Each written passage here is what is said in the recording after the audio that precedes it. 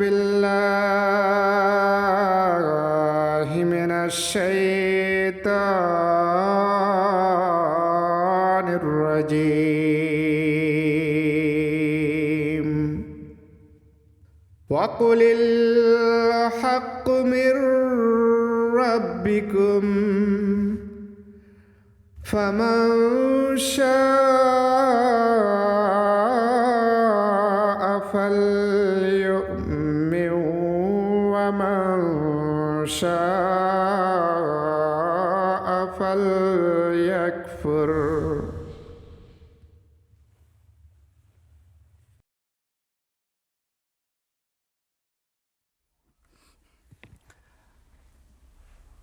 আউযুবিল্লাহি মিনাশ-শাইতানির রাজিম বিসমিল্লাহির রহমানির রহিম আশহাদু আল্লা ইলাহা ইল্লাল্লাহু ওয়াহদাহু লা শারীকা লাহু ওয়া আশহাদু আন্না মুহাম্মাদান আবদুহু ওয়া রাসূলুহু আল্লাহুম্মা সাল্লি আলা মুহাম্মাদিন ওয়া আলা আলি মুহাম্মাদিন কামা সাল্লাইতা আলা ইব্রাহিমা ওয়া আলা আলি ইব্রাহিমা ইন্নাকা হামিদুম মাজিদ। প্রিয় দর্শক শ্রোতা, আপনাদের সবাইকে সাদর আমন্ত্রণ জানাচ্ছি আমাদের সত্যের সন্ধানের অনুষ্ঠান থেকে। আসসালামু আলাইকুম ওয়া রাহমাতুল্লাহি ওয়া বারাকাতুহু। প্রিয় দর্শক, আপনারা জানেন আমাদের অনুষ্ঠান আপনাদের জন্য সমসাময়িক বিষয়ের দিকে লক্ষ্য রেখে আমরা আমাদের অনুষ্ঠান সাজিয়ে থাকি। আমরা অনুষ্ঠানের শুরুতেই আপনাদেরকে আন্তরিক শুভেচ্ছা এবং মোবারকবাদ জানিয়ে আমাদের আয়োজন শুরু করছি। তথ্য প্রযুক্তির এই যুগে প্রতিদিন আমাদের সামনে তথ্যের এক বিশাল ভাণ্ডার আসতে থাকে, আর কিন্তু এই তথ্যের ভিড়ে কোনটি সত্য আর কোনটি মিথ্যা এটি সবার জন্য যাচাই করা সম্ভব হয় না। কেননা অনেক সময় দেখা যায় এত সুন্দর করে উপস্থাপন করা হয় কোনো সংবাদ, পরবর্তীতে যাচাই করলে দেখা যায় এটা স্রেফ গুঞ্জন এবং এতে বিভ্রান্তি ছড়ায়। কাজেই সত্য এবং মিথ্যা কি এর মধ্যে পার্থক্য করা প্রতিদিন আমাদের জন্য কঠিন হয়ে উঠছে। অথচ একটি সুন্দর এবং সুশৃঙ্খল সমাজ গঠনে সত্যের কোনো বিকল্প নেই, সত্যের ভূমিকা অনস্বীকার্য। মহান সৃষ্টিকর্তা রব্বুল আলামিন এই বিশ্বজগৎ সৃষ্টির যে মহান উদ্দেশ্য নির্ধারণ করেছেন তার কেন্দ্রবিন্দুতে রয়েছেন আমাদের প্রিয় রসুল মহানবী হযরত মুহাম্মদ মুস্তাফা সাল্লাল্লাহু আলাইহি ওয়াসাল্লাম। এখন আমরা রবিউল আউয়াল মাস অতিক্রম করছি। এই পবিত্র মাসেই তিনি পৃথিবীতে এসেছেন, তার জন্ম হয়েছে। বিশ্বের সর্বত্র মুসলমানরা এই মাসে মহানবী সাল্লাল্লাহু আলাইহি ওয়াসাল্লামের স্মৃতিচারণ করে বিভিন্ন ধরনের জলসা এবং বিভিন্ন ধরনের গুণগানের আয়োজন করে থাকে। প্রিয় দর্শক, আমরা যারা আহমদী মুসলমান, আমাদের বিশ্বাস আমরা মহানবী সাল্লাল্লাহু আলাইহি ওয়াসাল্লামের সত্যিকার প্রেমিক।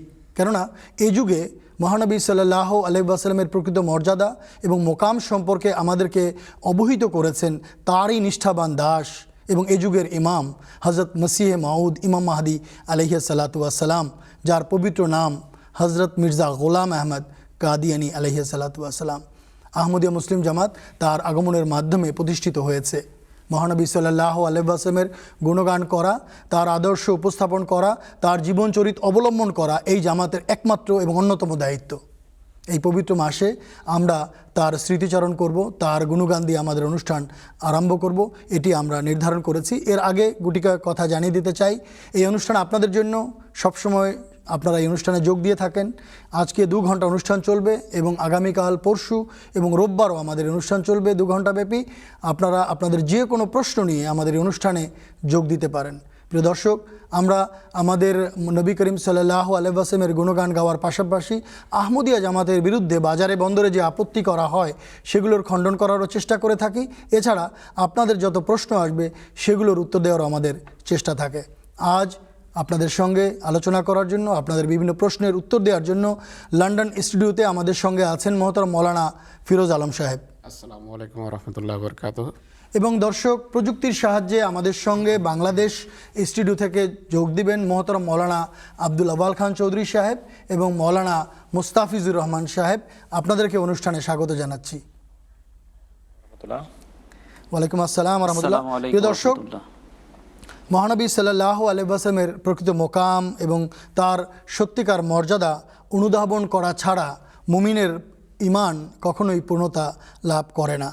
বর্তমান আলোচনায় আমরা পবিত্র কোরআন, সুন্নাহ এবং ইসলামী দর্শনের আলোকে বিশ্বনবী মহানবী সাল্লাল্লাহু আলাইহি ওয়াসাল্লামের সেই সুমহান এবং অতুলনীয় মর্যাদা সম্পর্কে একটি সম্যক ধারণা এবং বিস্তারিত আলোচনার একটা সূচনা করতে চাইব মাত্র। আপনারা আমাদের সঙ্গে থাকবেন। আমাদের কাছে প্রশ্ন পাঠাতে হলে টেলিভিশন পর্দায় চোখ রাখুন এবং আমাদেরকে লন্ডনের নাম্বারে ফোন করতে পারেন, বাংলাদেশের নাম্বারে ফোন করতে পারেন। এছাড়া আপনারা sslive@mta.tv এই ইমেইল অ্যাড্রেসে ইমেল পাঠাতে পারেন। আপনারা আমাদেরকে ফেসবুক এবং টুইটারও ফলো করতে পারেন। প্রিয় দর্শক, টেলিভিশন পর্দায় চোখ রাখুন, নাম্বার টুকে নিন এবং আপনাদের মাথায় যে প্রশ্ন আসবে আমাদের সঙ্গে করতে পারবেন। আমি ভূমিকায় কথা না বাড়িয়ে মৌলানা ফিরোজ আলম সাহেবের কাছে আমি প্রথমেই অনুষ্ঠানের শুরুতে আলোচনা করার জন্য অনুরোধ জানাচ্ছি। মৌলানা সাহেব, যেভাবে ভূমিকায় বললাম, রবিউল আউয়াল মাস আমরা অতিক্রম করছি। এই মাসেই আমাদের পবিত্র রসুল এই ধরাধামে এসেছেন, আল্লাহ তাআলা তাকে সৃষ্টি করেছেন, তার জীবনচরিত আমাদের জানা দরকার। তাই আমরা আলোচনার শুরুতে বরকতের কারণে তার জীবনচরিত সম্পর্কে আপনাকে কিছু কথা বলার অনুরোধ করছি। জাযাকুমুল্লাহ। সেই হিসেবে আমি প্রথমে দরুদ শরীফ দিয়ে শুরু করতে চাই আমাদের প্রিয় রসুল সাল্লাল্লাহু আলাইহি ওয়া সাল্লামের প্রতি। আল্লাহুম্মা সাল্লি আলা মুহাম্মাদিন ওয়া আলা আলি মুহাম্মাদিন কামা সাল্লাইতা আলা ইব্রাহিম ওয়া আলা আলি ইব্রাহিম ইন্নাকা হামিদুম মাজিদ। আল্লাহুম্মা বারিক আলা মুহাম্মাদিন ওয়া আলা আলি মুহাম্মাদিন কামা বারাকতা আলা ইব্রাহিম ওয়া আলা আলি ইব্রাহিম ইন্নাকা হামিদুম মাজিদ। আমাদের প্রিয় রসুল হজরত মুহাম্মদ সাল্লাল্লাহু আলাইহি ওয়া আলিহি ওয়াসাল্লাম সর্বশ্রেষ্ঠ রসুল, সবচেয়ে মহান রসুল, সবচেয়ে সুন্দর রসুল, খোদার সবচেয়ে নৈকট্যভাজন, খোদা তাআলার সবচেয়ে প্রিয় রসুল ছিলেন।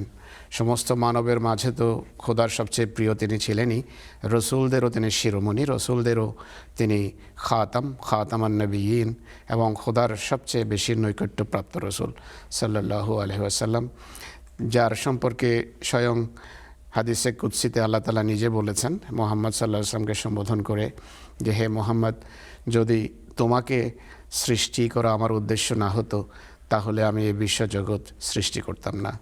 তো সৃষ্টির যিনি উদ্দেশ্য, আমরা তার প্রতি কৃতজ্ঞ, তার পবিত্র জীবনী আলোচনা করা আবশ্যক। সেটিকে বাদ দিয়ে কোনো সব প্রোগ্রাম, সব অনুষ্ঠান আর সব কথাবার্তা অর্থহীন।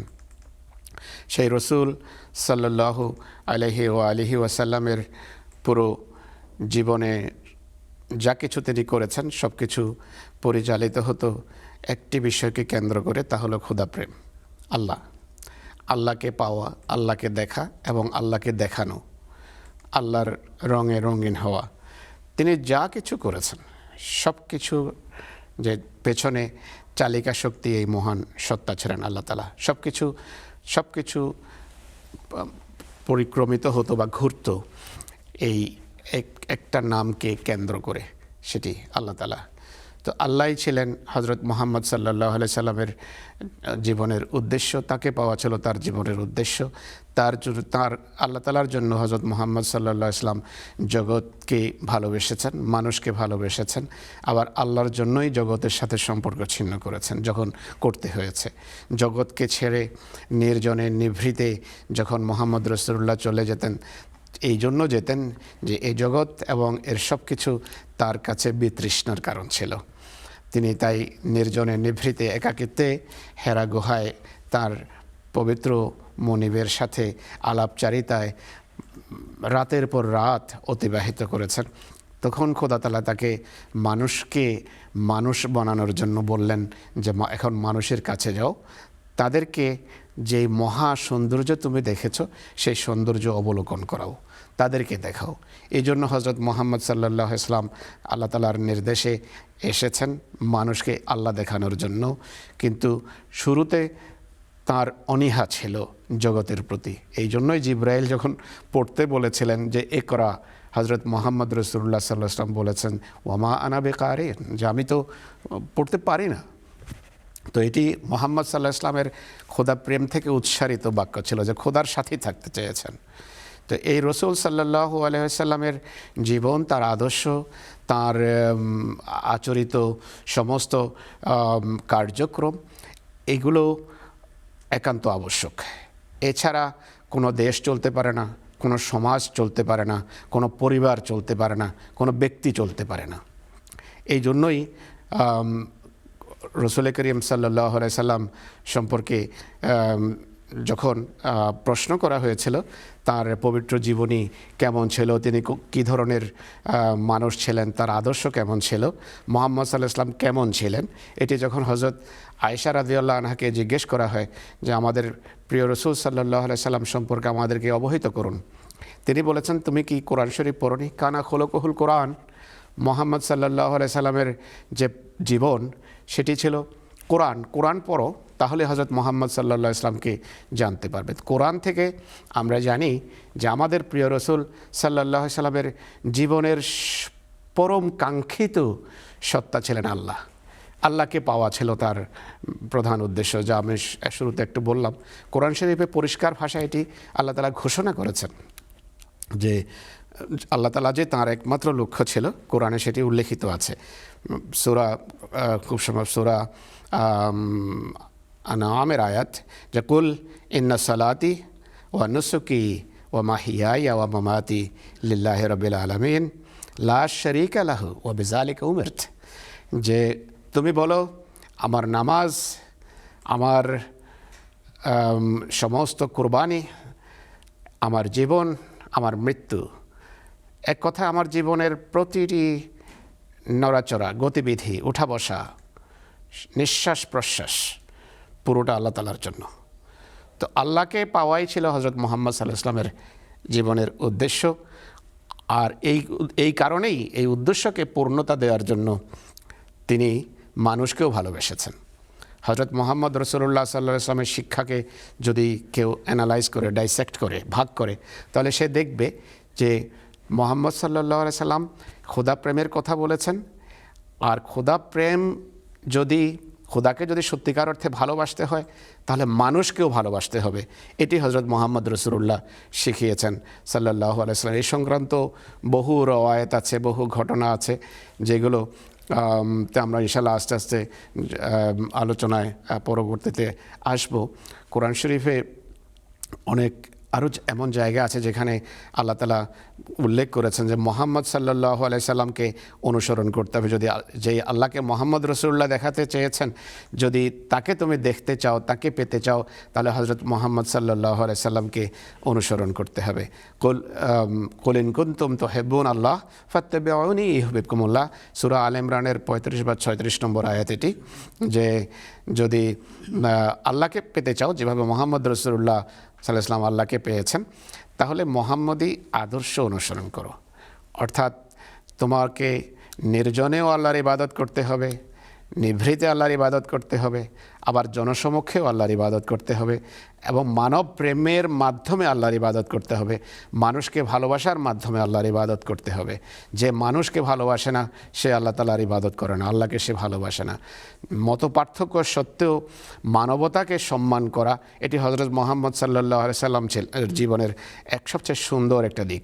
বিভিন্ন ধর্মের লোকদের সাথে তার মত পার্থক্য সত্ত্বেও তিনি তাদেরকে সম্মান করেছেন, তাদের ধর্মের সম্মান করেছেন, তাদেরকে তার নিজের ইবাদতগাহে ইবাদত করতে দিয়েছেন। তো এই সমস্ত আদর্শ মুহাম্মদী চরিত্রের এই যে সুন্দর দিকগুলো, এটি একটি সুন্দর সুষ্ঠু সমাজ গঠনের জন্য খুবই গুরুত্বপূর্ণ। মুহাম্মদ রাসূলুল্লাহ সাল্লাল্লাহু আলাইহি ওয়াসাল্লাম যারা মুসলমানদের মধ্য থেকে, তার মান্যকারীদের মধ্য থেকে যারা আল্লাহ তাআলাকে ভালোবাসত, তাদের প্রতি তিনি পরম ভালোবাসা প্রকাশ করেছেন।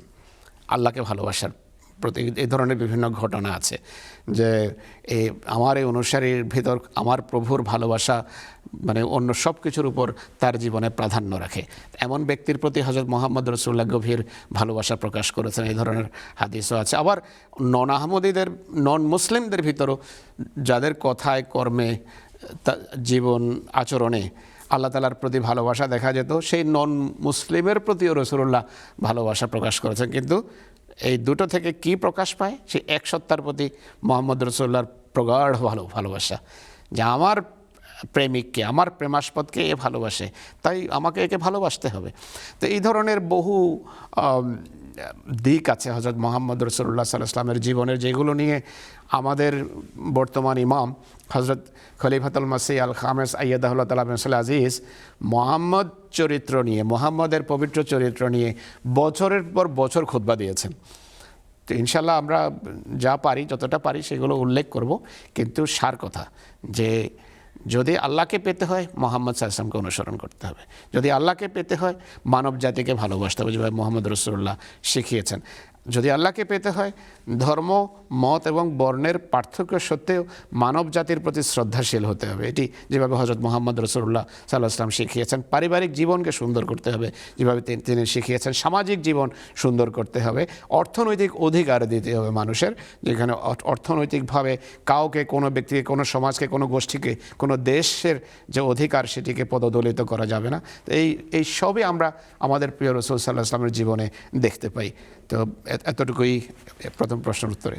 ধন্যবাদ আপনাকে মাওলানা ফিরোজ আলম সাহেব। প্রিয় দর্শক, আমরা মহানবী সাল্লাল্লাহু আলাইহি ওয়াসাল্লামের অনুপম জীবন আদর্শ এবং উত্তম চরিত্র মাধুর্য সম্পর্কে কিছু কথা শুনলাম। এবার আমি যাচ্ছি বাংলাদেশ স্টুডিওতে, সেখানে আছেন মহতরম মাওলানা আব্দুল আউয়াল খান চৌধুরী সাহেব। আসসালামু আলাইকুম ওয়া রাহমাতুল্লাহি ওয়া বারাকাতুহু। আমি আশা করছি যে আপনি আমার কথা শুনতে পাচ্ছেন। ওয়ালাইকুম আসসালাম ওয়া রাহমাতুল্লাহ। জি মাওলানা সাহেব, ওয়ালাইকুম আসসালাম ওয়া রাহমাতুল্লাহি ওয়া বারাকাতুহু। স্পষ্ট শুনতে পাচ্ছি। একটি প্রশ্ন রাখতে চাই। এই যে মহানবী সাল্লাল্লাহু আলাইহি ওয়াসাল্লামের চরিত্র মাধুর্যের কথা তিনি বললেন, এই যে শিক্ষা, এই যে আদর্শ, এটি বিশ্বের দরবারে ছড়িয়ে দেওয়ার লক্ষ্যে আহমদিয়া মুসলিম জামাত কি কাজ করছে বা কি ভূমিকা রাখছে, যদি আপনি আমাদের দর্শকদের সামনে বলতেন।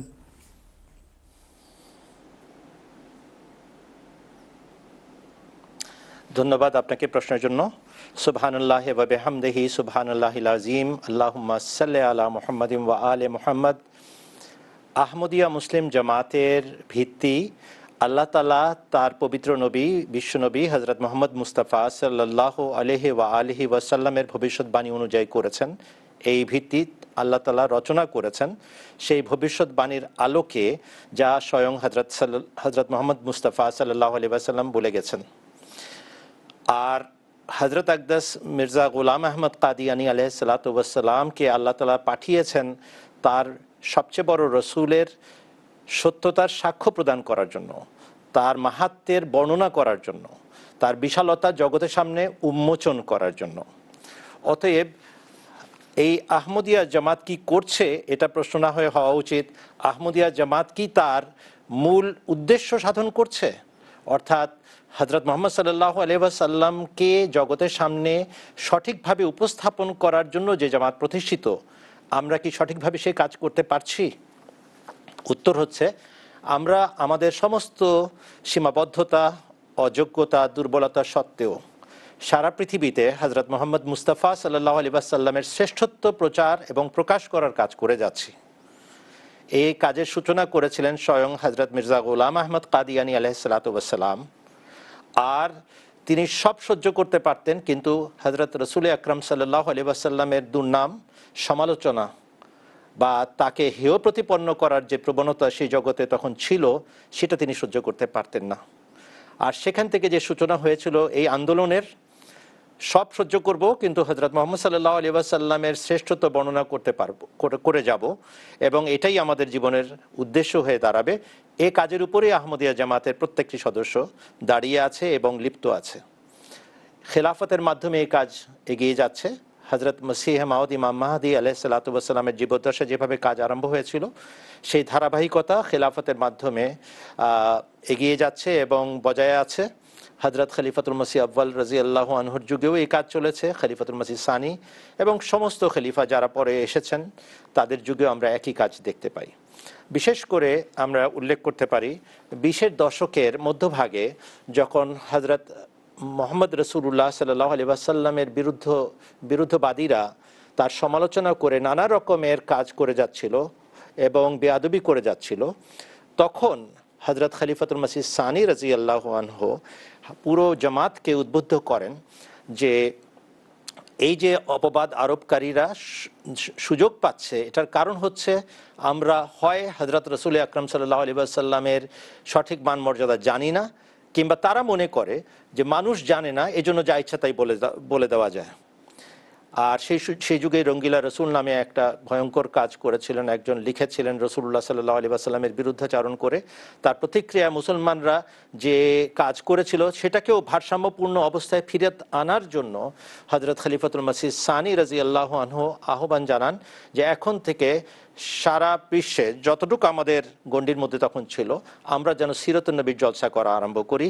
আর এরই প্রেক্ষিতে 1928 সাল থেকে নিয়মতান্ত্রিকভাবে সারা ভারতবর্ষে বার্মা পর্যন্ত বিস্তৃত এই ভারতবর্ষে আমাদের পক্ষ থেকে আহমদিয়া জামাতের পক্ষ থেকে খেলাফতের অধীনে সিরাতুন নবীর জলসা আয়োজন আরম্ভ হয়। এবং সেখানে এই কথাও স্পষ্ট করে দেওয়া হয়েছিল যে সাধারণভাবে মুসলমানরা 12ই রবিউল আউয়ালে যে হুজুর সাল্লাল্লাহু আলাইহি ওয়াসাল্লামের জন্ম এবং বৃত্তান্ত নিয়ে আলোচনা করে সেটার মধ্যে যেন আমরা সীমাবদ্ধ না থাকি, বরং সারা বছর যেন এই কাজ আমরা অব্যাহত রাখি। এছাড়াও হযরত খলিফাতুল মসিহ সানি রাদিয়াল্লাহু আনহু তার যুগে এই মহান কাজের উদ্বোধনের সময় বলেছিলেন, আমার 1000 বক্তা প্রয়োজন যারা এই ভারতবর্ষে হযরত রাসূল আকরাম সাল্লাল্লাহু আলাইহি ওয়াসাল্লামের জীবনী সঠিক অর্থে প্রকৃত অর্থে উপস্থাপন করবে, যেন বিরুদ্ধবাদীরা আর সাহস না পায় বিশ্বনবী মহানবী হযরত মুহাম্মদ সাল্লাল্লাহু আলাইহি ওয়াসাল্লামের বিরুদ্ধে সমালোচনা করার। এই ছিল উদ্যোগ যা সারা পৃথিবীতে ছড়িয়ে গেছে। এবং হযরত খলিফাতুল মসিহ আল খামেস সাইয়্যিদাহুল্লাহ তাআলা বেনাসিল আজিজের কথা না বললেই নয়, তিনি একটা অভিনব পন্থায় সারা পৃথিবীতে হুজুরের জীবনী উপস্থাপন করে চলেছেন তার খুতবার মাধ্যমে। আমরা গত প্রায় 8 বছর ধরে দেখেছি হযরত খলিফাতুল মসিহ আল খামেস সাইয়্যিদাহুল্লাহ তাআলা বেনাসিল আজিজ ধারাবাহিকভাবে একাধারে হযরত রাসূল আকরাম সাল্লাল্লাহু আলাইহি ওয়াসাল্লামের জীবন আচরণ এবং তার মহান আদর্শ উপস্থাপন করে যাচ্ছেন একের পর এক খুতবা প্রদানের মাধ্যমে। এইটা একটা দেখার মতো জিনিস, একটা ঐতিহাসিক জিনিস। আরম্ভ হয়েছিল বদরের যুদ্ধের ঘটনাবলী নিয়ে, কিন্তু এখন পর্যন্ত সেটা অব্যাহত আছে হুজুর সাল্লাল্লাহু আলাইহি ওয়াসাল্লামের জীবন আচরণের বিষয়টি। এই কয়েকদিন আগেও হুজুরের খুতবা ছিল কৃতজ্ঞতা জ্ঞাপনে মহানবী সাল্লাল্লাহু আলাইহি ওয়াসাল্লামের মহান আদর্শ। আর এই ধারাবাহিক বিষয়টি এখনো চলমান। এখন দেখুন হযরত খলিফাতুল মসিহ আল খামেসের কথা বলুন, খলিফাতুল মসিহ রাবের কথা বলুন, খলিফাতুল মসিহ সালেসের কথা বলুন, তার আগের কথা আমি বলে দিয়েছি খলিফা সানি এবং খলিফা আউয়ালের কথা, সবাই এই কাজ ধারাবাহিকভাবে এগিয়ে নিয়ে গেছেন এবং অব্যাহত ধারায় এটা অব্যাহত আছে। আমি এই কথার সুযোগ নিতে চাচ্ছি যে একদিন বা একটি মাহফিলে বা একটি শামিয়ানা লাগিয়ে হুজুর সাল্লাল্লাহু আলাইহি ওয়াসাল্লামের বিষয়ে গুণগান গাইলাম বা গাওয়ার চেষ্টা করলাম আর শেষ হয়ে গেল বিষয়টি, আমাদের আহমদিয়া জামাতের কাছে কিন্তু বিষয়টি মোটেও এমন ছোট বা সীমাবদ্ধ একটি বিষয় নয়। সারা বছর যখনই সুযোগ পায় তখনই আহমদিয়া জামাত হুজুর সাল্লাল্লাহু আলাইহি ওয়াসাল্লামের জীবনী উপস্থাপন করে। এর চেয়েও বেশি আরও মৌলিকভাবে বলতে হলে এটা বলতে হয় যে প্রেমের আলাপ মুখে যদি নাও প্রকাশ করার সুযোগ পায় কোনো আহমদি, কিন্তু তার জীবন আচরণ, তার জীবনের পাথেয়, তার জীবনের সমস্ত কাজ কর্ম হযরত রাসূল আকরাম সাল্লাল্লাহু আলাইহি ওয়াসাল্লামের অনুসরণে এবং অনুকরণে করার মাধ্যমে সে হুজুর সাল্লাল্লাহু আলাইহি ওয়াসাল্লামের প্রেমিক হিসেবে নিজেকে সাব্যস্ত করে থাকে, কমপক্ষে করার চেষ্টা করে। আর এটা সবচেয়ে বড় দায়িত্ব আমাদের।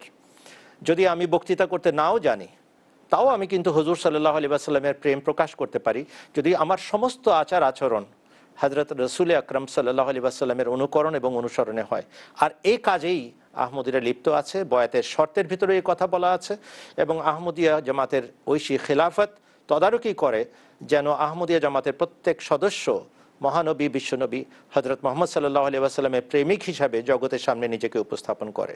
আল্লাহ তাআলা আমাকে এবং আমাদের সবাইকে এটা সৌভাগ্য দান করুন। মাওলানা আব্দুল আওয়াল সাহেব একেবারেই যথার্থ বলেছেন। আহমদিয়া মুসলিম জামাতের সূচনা লগ্ন থেকেই মহানবী হযরত মুহাম্মদ সাল্লাল্লাহু আলাইহি ওয়াসাল্লামের আদর্শ প্রতিষ্ঠার লক্ষ্যে কাজ করে যাচ্ছে। আর যেদিকে মাওলানা সাহেব ইঙ্গিত করলেন, মাওলানা সাহেব সেখানে দুইটি কথা বলে দিচ্ছি। যেমন উনি বললেন যে খলিফাতুল মসিহ সানি রাদিয়াল্লাহু তাআলা আনহু বলেছিলেন যে আমাকে 1000 বক্তা তৈরি করে দাও। চৌধুরী ফাতে মোহাম্মদ সাইয়াল সাহেবকে এই দায়িত্ব দিয়েছিলেন এবং তিনি 1400-র উপরে বক্তা তৈরি করে দিয়েছিলেন, একদম লিস্ট বানিয়ে দিয়েছিলেন। এবং হযরত খলিফাতুল মসিহ সানি রাদিয়াল্লাহু তাআলা আনহু তাদের মধ্যে বক্তৃতার প্রতিযোগিতা করিয়েছেন, ফার্স্ট, সেকেন্ড, থার্ড। যে ফার্স্ট হবে তাকে 100 রুপি দেওয়া হবে, যে সেকেন্ড হবে তাকে 50 রুপি এবং যিনি থার্ড হবেন তাকে 25 রুপি দেওয়া হবে, অর্থাৎ প্রতিযোগিতামূলক হুজুরকে যখন জিজ্ঞেস করা হলো যে এর পেছনে কারণ কি, তিনি বলছেন যে এই জন্য তারা গবেষণা করবে এবং গবেষণা করতে গিয়ে যখন নবী করিম সাল্লাল্লাহু আলাইহি ওয়াসাল্লামের অনুপম আদর্শ তারা পড়বে তখন তারা নিজেদের মধ্যে একটা পরিবর্তন আনবে। এবং তিনি বিধর্মীদেরকেও আহ্বান জানিয়েছিলেন যে এই অনুষ্ঠানে যোগদান করার জন্য।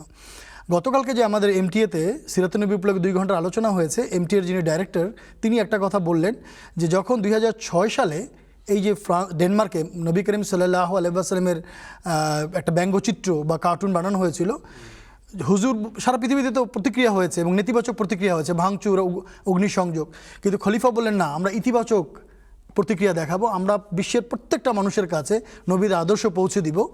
এবং এই উপলক্ষে যখন ডেনমার্কের সেই পত্রিকা, এমনকি সেই কার্টুনিস্টকে ডাকা হলো, তার সামনে যখন নবী করিম সাল্লাল্লাহু আলাইহি ওয়াসাল্লামের আদর্শ বলা হয়েছে, তিনি মিটিং শেষে বললেন, হায় আমি যদি এই কথাগুলি আগে জানতাম তাহলে আমি কোনোদিন এই ব্যঙ্গচিত্র আঁকতাম না, আমি কোনোদিন এই কার্টুন আঁকতাম না।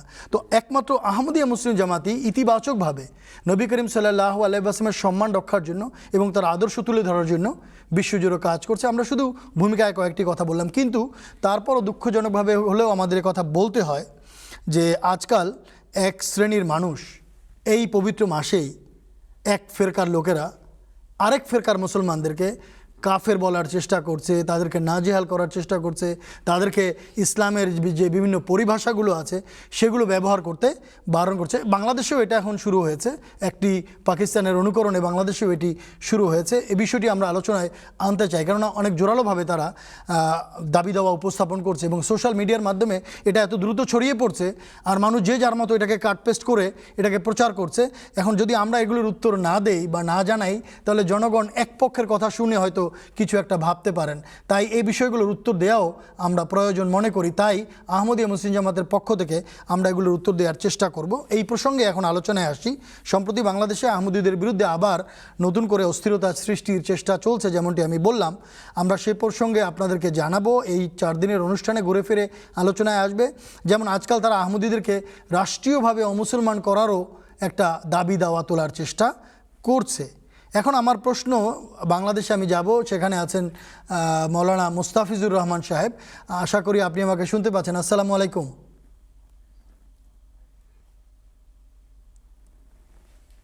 ওয়ালাইকুম আসসালাম ওয়া রাহমাতুল্লাহি ওয়া বারাকাতুহু। জি, আপনাকে শুনতে পাচ্ছি। আপনার কাছে যে পাকিস্তানে একজন আহমদী মুসলমানকে আজান দিতে বাধা দেওয়া হয় এবং কোনো কোনো মহলের পক্ষ থেকে আজান শব্দটি ব্যবহার করতে বাধা দেওয়া হচ্ছে, এখন বাংলাদেশেও তারা এই ধরনের ধোয়া তোলার চেষ্টা করছে। এখন আপনার কাছে আমার প্রশ্ন, ইসলামের দৃষ্টিকোণ থেকে এই যে আজান শব্দটিকেই কুক্ষিগত করার যে চেষ্টা করা হয় এটা কতটা যৌক্তিক, আপনি দয়া করে উত্তর দিবেন।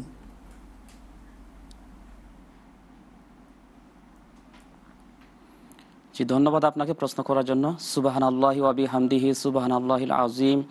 আল্লাহুম্মা সাল্লি আলা মুহাম্মাদ ওয়া আলি মুহাম্মাদ। ইসলাম কেবল আজান শব্দটি ব্যবহার করারই অনুমতি দেয় না, বরং অমুসলিমদেরকেও আজান দেবার অনুমতি দেয়। হাদিসে এ ধরনের বর্ণনা পাওয়া যায়। সুনানে নাসাই কিতাবুল আজান বাব আল আজান ফিস সাফার হাদিস নাম্বার 634 এই দৃষ্টান্ত পাওয়া যায়। আমি অর্থ পড়ে দিচ্ছি, শব্দ স্ক্রিনে এটার মূল আরবি টেক্সট দেখানো হবে। আর এই হাদিসটি বর্ণনা করেছেন আবু মাহজুরা রাদিয়াল্লাহু তাআলা আনহু। তিনি বলছেন যে রাসূলুল্লাহ সাল্লাল্লাহু আলাইহি ওয়াসাল্লাম যখন হুনাইন থেকে বের হলেন, আমি মক্কাবাসী 10 ব্যক্তির অন্যতম হয়ে রাসূলুল্লাহ সাল্লাল্লাহু আলাইহি ওয়াসাল্লাম ও তার দলের খোঁজে বের হলাম। আমরা তাদেরকে সালাতের আজান দিতে শুনলাম। আমরা বিদ্রূপ সহকারে তাদের আজানের অনুকরণ করতে লাগলাম। তখন রাসূলুল্লাহ সাল্লাল্লাহু আলাইহি ওয়াসাল্লাম বললেন, আমি তাদের মধ্যে মধুর কণ্ঠ বিশিষ্ট একজনের আওয়াজ শুনেছি। তখন তিনি আমাদের ডেকে পাঠালেন। তারপর আমরা সবাই এক একজন করে আজান দিলাম। আর সর্বশেষে ছিলাম আমি। আজান দেওয়ার পর বললেন, আল্লাহ রাসূল বললেন, আসো। তারপর আমাকে তার সামনে বসালেন এবং আমার কপালে হাত বুলিয়ে 3 বার বরকতের দোয়া করলেন। তারপর বললেন, যাও মসজিদে হারামে গিয়ে আজান দাও। আমি বললাম, ইয়া রাসূলুল্লাহ, কিভাবে দেব? তখন তিনি আমাকে আজান শিক্ষা দিলেন, যেরূপ তোমরা এখন আজান দিয়ে থাকো। এই হাদিসটি নাসাই কিতাবুল আজান বাব আল আজান ফিস সাফারে বর্ণিত হয়েছে। এই হাদিসে স্পষ্ট বর্ণনা করা হয়েছে যে মক্কার 10 জন মুশরিক লোকের কাছ থেকে রাসূল করিম সাল্লাল্লাহু আলাইহি ওয়াসাল্লাম আজান শুনেছেন। প্রথমে 9 জন যে মুশরিক একজন করে শুনেছেন, এর সবার শেষে রাসূল করিম সাল্লাল্লাহু আলাইহি সাল্লাম আবু মাহজুরার কাছ থেকে শুনেছেন।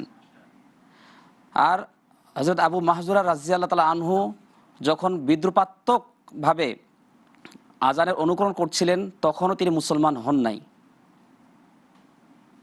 আল্লাহ রাসূল তাকে বকাঝকা করেননি বা তাকে শাস্তি দেন নাই, বরং তার আজানকে পছন্দ করেছে, তার সুরকে পছন্দ করেছে এবং তার জন্য দোয়া করেছে, এবং বলেন নাই যে তুমি মুশরিক, তোমার জন্য এই পরিভাষা হারাম, তুমি আজান দিতে পারবে না। তিনি বলেন নাই, তিনি তার জন্য দোয়া করেছেন। এমনকি বাকি 9 জনও একইভাবে আজান দেয়, একজন করে শুনেছেন আল্লাহ রাসূল।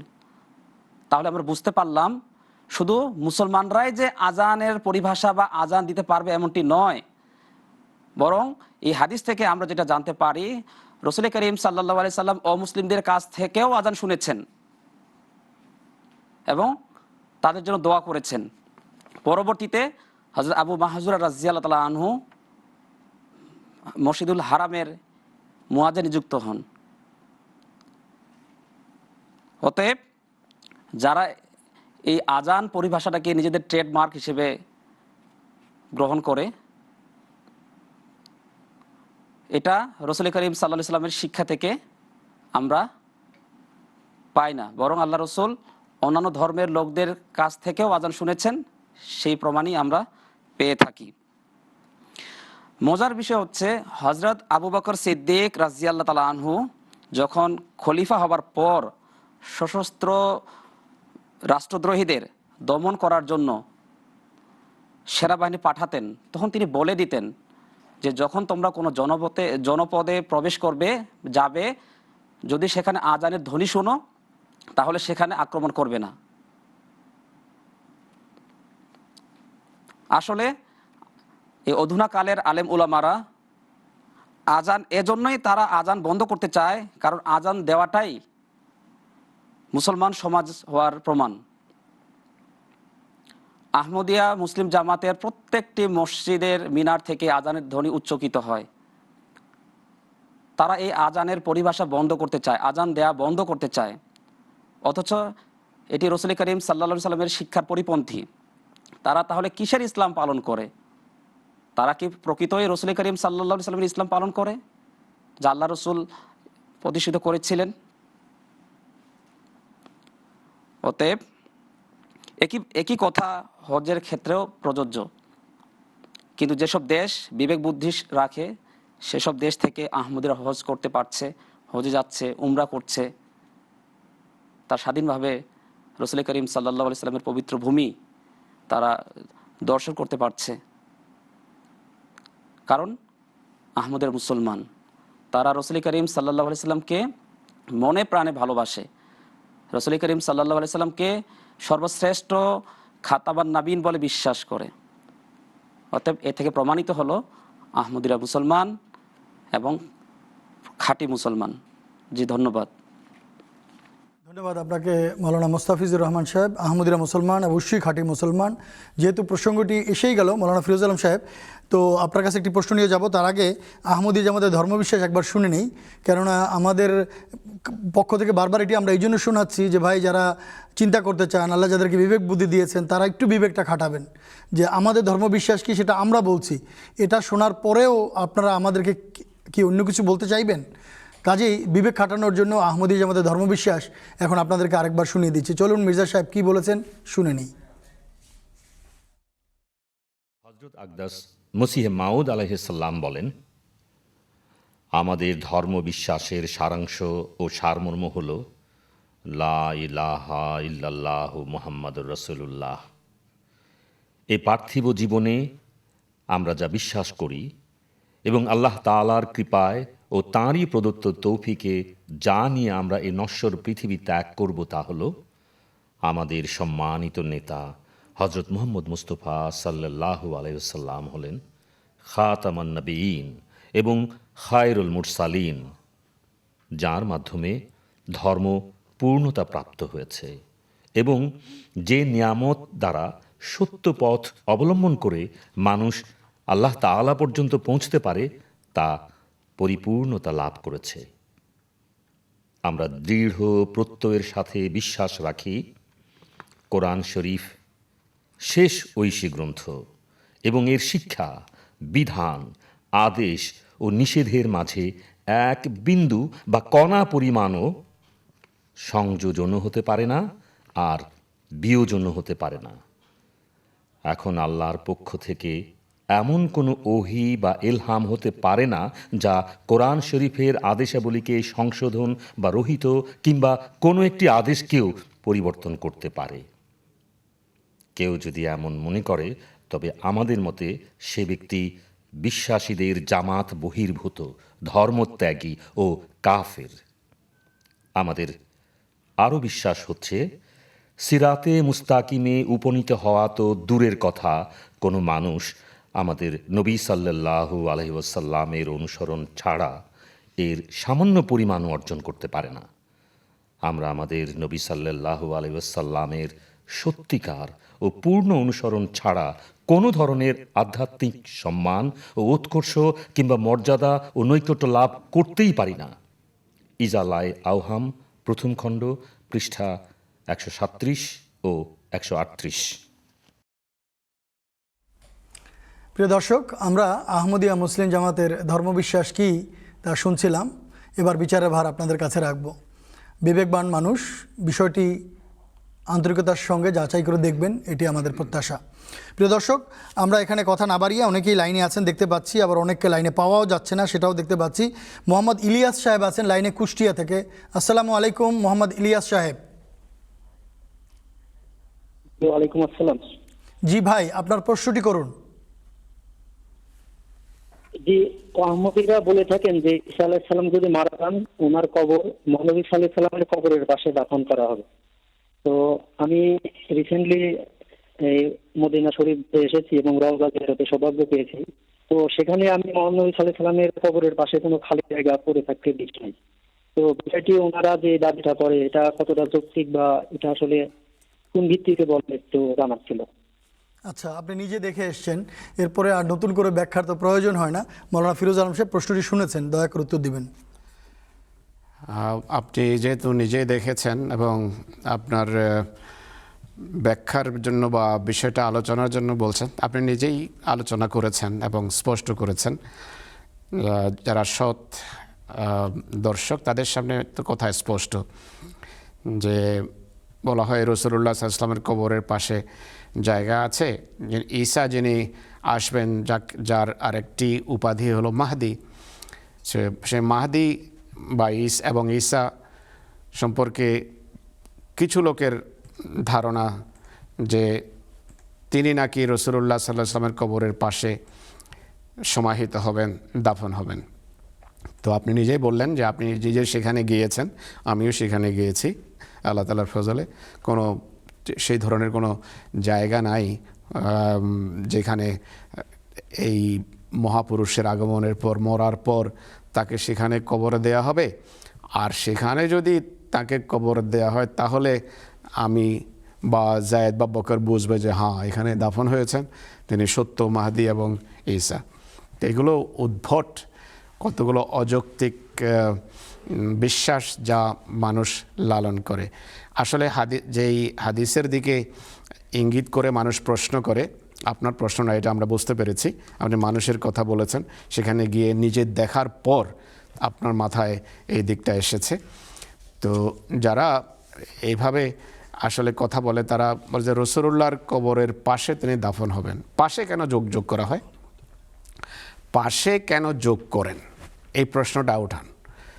যেই হাদিসের দিকে ইঙ্গিত করা হচ্ছে সেই হাদিসে কিন্তু পাশে শব্দ নেই। তো হাদিসে আছে যে ইউদফানু মাই ফি কবরি, ফি কবরি, আমার সাথে দাফন হবে আর আমার কবরের ভেতর দাফন হবে। তার অর্থ কি দাঁড়ায়? পাশে শব্দ কিন্তু এখানে নেই, আমার সাথে আমার কবরের ভেতর। এই শব্দগুলো নিয়ে চিন্তা করলেই বিষয়টা বিবেকবান এবং বুদ্ধিমানের জন্য স্পষ্ট হয়ে যায় যে এইখানে সেই দৈহিক কবরের কথা বলা হয়নি। যদি দৈহিক কবরের কথা নেন, আক্ষরিক কবরের কথা নেন, মাটির বা যে বালু সিমেন্ট দিয়ে যে কবর বানানো হয় সেটির কথা বলেন, তাহলে তো এটি অসম্ভব। হজরত মুহাম্মদ সাল্লাল্লাহু আলাইহি সাল্লামের কবর কি খোলা হবে? ইমাম মাহদি যিনি আসবেন বা ঈসা যিনি আসবেন তিনি মারা গেলে তাকে দাফন করার জন্য হজরত মুহাম্মদ সাল্লাল্লাহু আলাইহি সাল্লামের কবর আবার খুলবেন? অযৌক্তিক প্রশ্ন, কেউ এটা করবে না। আর যাকে আপনি সারা জীবন মানেননি, আপনার না মানার অবস্থায় মারা গেল, তার জন্য কি আপনি হজরত মুহাম্মদ রাসূলুল্লাহর কবর আবার খুলবেন তাকে সেখানে দাফন করার জন্য? কেউ এটি করবে না। তাই উদ্ভট কথা, এটি একেবারেই অযৌক্তিক। এই হাদিসটার আসল অর্থ হলো যে হাদিসটা এখানেই শেষ নয়, এই সাবজেক্টেরই অন্য আরও শব্দ আছে। যে রাসূলুল্লাহ বলেছেন যে ইসমুহু ইসমি, ইসমু আবি হে ইসমু আবি, আর শেষের দিকটা হলো ইউদফানু মাই ফি কবরি, তার নাম আমার নাম হবে, আমার নামের মতো হবে, তার পিতার নাম আমার পিতার নামের মতো হবে। এইগুলো হলো জীবনের সূচনা মাহদির। আবার সমাপ্তিও বলে দিয়েছেন যে ইউদফানু মাই ফি কবরি, আমার সাথে আমার কবরের মধ্যে দাফন হবে। এই শব্দগুলো রূপক, আক্ষরিক অর্থে নেওয়া যাবে না। কেন? আমি একটু আগে ব্যাখ্যা করলাম। তার নাম আমার নামের মতো হবে, এর অর্থ হলো ইমাম মাহদির ব্যক্তিগত কোনো কথা নেই, ব্যক্তিগত কোনো সে নেই, তার ব্যক্তিগত কোনো ধর্ম নেই, ব্যক্তিগত কোনো দৃষ্টিভঙ্গি নেই। তার সব কিছু আমাকে কেন্দ্র করে। তিনি যা বলবেন আমার জন্য বলবেন, আমার পক্ষে বলবেন, আমার ধর্মের জন্য বলবেন, আমার ধর্মের পূর্ণতার জন্য বলবেন, যেন তার নাম আমার নাম। নাম শব্দের আরেকটা অর্থ হলো গুণ, বৈশিষ্ট্য। তো ইমাম মাহাদির সব গুণাবলী আসলে মুহাম্মদ সাল্লাল্লাহু আলাইহি ওয়াসাল্লামের গুণাবলী। মুহাম্মদ রাসূলুল্লাহর পূর্ণ আনুগত্যের কারণে তিনি মুহাম্মদী রঙে রঙিন হয়ে গেছেন। যেভাবে আল্লাহ তাআলার বৈশিষ্ট্যকে অনুকরণ করলে আল্লাহর রঙে রঙিন হয়, কোরআন শরীফ সূরা বাকারাতে এই আয়াত আছে। ঠিক সেইভাবে যে ব্যক্তি হযরত মুহাম্মদ সাল্লাল্লাহু আলাইহি ওয়াসাল্লামের পদাঙ্ক প্রতিটি ক্ষেত্রে অনুসরণ করে, সে মুহাম্মদ রাসূলুল্লাহর এমন দাস হয়ে যায় যার ভিতর হযরত মুহাম্মদ রাসূলুল্লাহ সাল্লামের গুণ, সে পুরোপুরি মুহাম্মদ রাসূলুল্লাহর গুণাবলী ধারণ করে, তার রঙে রঙিন হয়ে যায়। তো সে এই কথা রাসূলুল্লাহ বলেছেন যে তার নাম আমার নামের মতো, তার পিতার নাম আমার পিতার নামের মতো। অর্থাৎ কমপ্লিট ইউনিসন, একাকার হয়ে যাওয়া হযরত মুহাম্মদ রাসূলুল্লাহ সাল্লাল্লাহু আলাইহি ওয়াসাল্লামের পবিত্র সত্তায়, নিজের সত্তাকে সম্পূর্ণভাবে বিলীন করা, হারিয়ে যাওয়া মুহাম্মদ রাসূলুল্লাহর মাঝে। এদিকে ইঙ্গিত করা হয়েছে এই হাদিসে বা এই ধরনের হাদিসগুলোতে। আক্ষরিক অর্থে এগুলো নেওয়া যাবে না। আর কেন নেওয়া যাবে না সেটি আমি বলেছি। তো হযরত মির্জা সাহেব এই ধরনের দাবি করেছেন। ধন্যবাদ আপনাকে মৌলানা ফিরোজ আলম সাহেব। ভাই মোহাম্মদ ইলিয়াস সাহেব, আপনার প্রশ্নের জন্য, এবং আপনি নিজে সাক্ষী দিলেন যে আপনি সেখানে গিয়ে দেখে এসেছেন। আমাদের মধ্যে অনেকেই যাদের নবী করিম সাল্লাল্লাহু আলাইহি ওয়াসাল্লামের পবিত্র রওজা মোবারক জিয়ারত করার তো সৌভাগ্য হয়েছে, তারা সবাই এই কথার সাক্ষী দিতে পারবেন। কিন্তু তারপরও অনেকেই আছেন যারা অবুঝের মতো একটা মানে যেটা সম্ভব নয় এরকম একটা জিনিসকে অদ্ভুতভাবে প্রতিষ্ঠিত করার চেষ্টা তারা করে যাচ্ছেন। যাই হোক, কথা বাড়াচ্ছি না। আমি দেখতে পাচ্ছি এখানে ফরহাদ হোসেন সাহেব হোসনাবাদ থেকে একজন অতিথি ফোন করেছিলেন, কিন্তু আমরা তাকে আর পাচ্ছি না, লাইনে পাওয়া গিয়েছিল। তার প্রশ্নটি নিয়ে আমি বাংলাদেশে মোহতরম মৌলানা আব্দুল আউয়াল খান চৌধুরী সাহেবের কাছে যেতে চাই। এটি একটি অন্যতম এবং মৌলিক প্রশ্ন। মৌলানা আব্দুল আউয়াল সাহেব আশা করি শুনতে পাচ্ছেন, আমি প্রশ্নটি করে দিচ্ছি। এই ভাই লিখছেন যে মহানবী সাল্লাল্লাহু আলাইহি ওয়াসাল্লাম শেষ নবী, তারপরে কোনো নবী নাই, তাহলে মির্জা সাহেব উম্মতি নবী কিভাবে দাবি করলেন? আপনারা তাকে কেন নবী হিসাবে মানেন? কেননা মুহাম্মদ সাল্লাল্লাহু আলাইহি ওয়াসাল্লামের পর তো কোনো নবী নাই। তো এই বিষয়টি যদি আপনি একটু দয়া করে বুঝিয়ে বলতেন।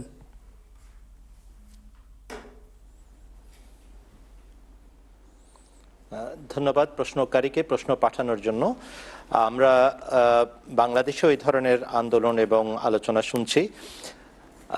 হযরত রাসূল আকরাম সাল্লাল্লাহু আলাইহি ওয়া আলিহি ওয়াসাল্লাম এই কথা বলেছেন যে আমার পরে কোনো নবী নাই, এ কথা সত্য, এই হাদিস তিনি বলেছেন, এই হাদিস সংরক্ষিত।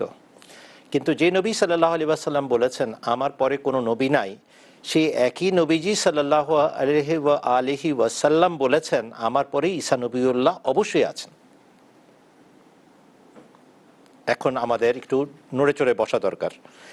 হযরত মুহাম্মদ মুস্তাফা সাল্লাল্লাহু আলাইহি ওয়াসাল্লাম একটি কথা বলেছেন, সেটা নিয়ে আমরা অনেক আন্দোলন করছি, একেবারে ঠিক। কিন্তু সেই একই নবীজি সাল্লাল্লাহু আলাইহি ওয়াসাল্লাম, যিনি সবচেয়ে সত্যবাদী নবী ছিলেন, তিনি আরেকটা কথাও বলেছেন, সেটা কেন লুকাচ্ছি?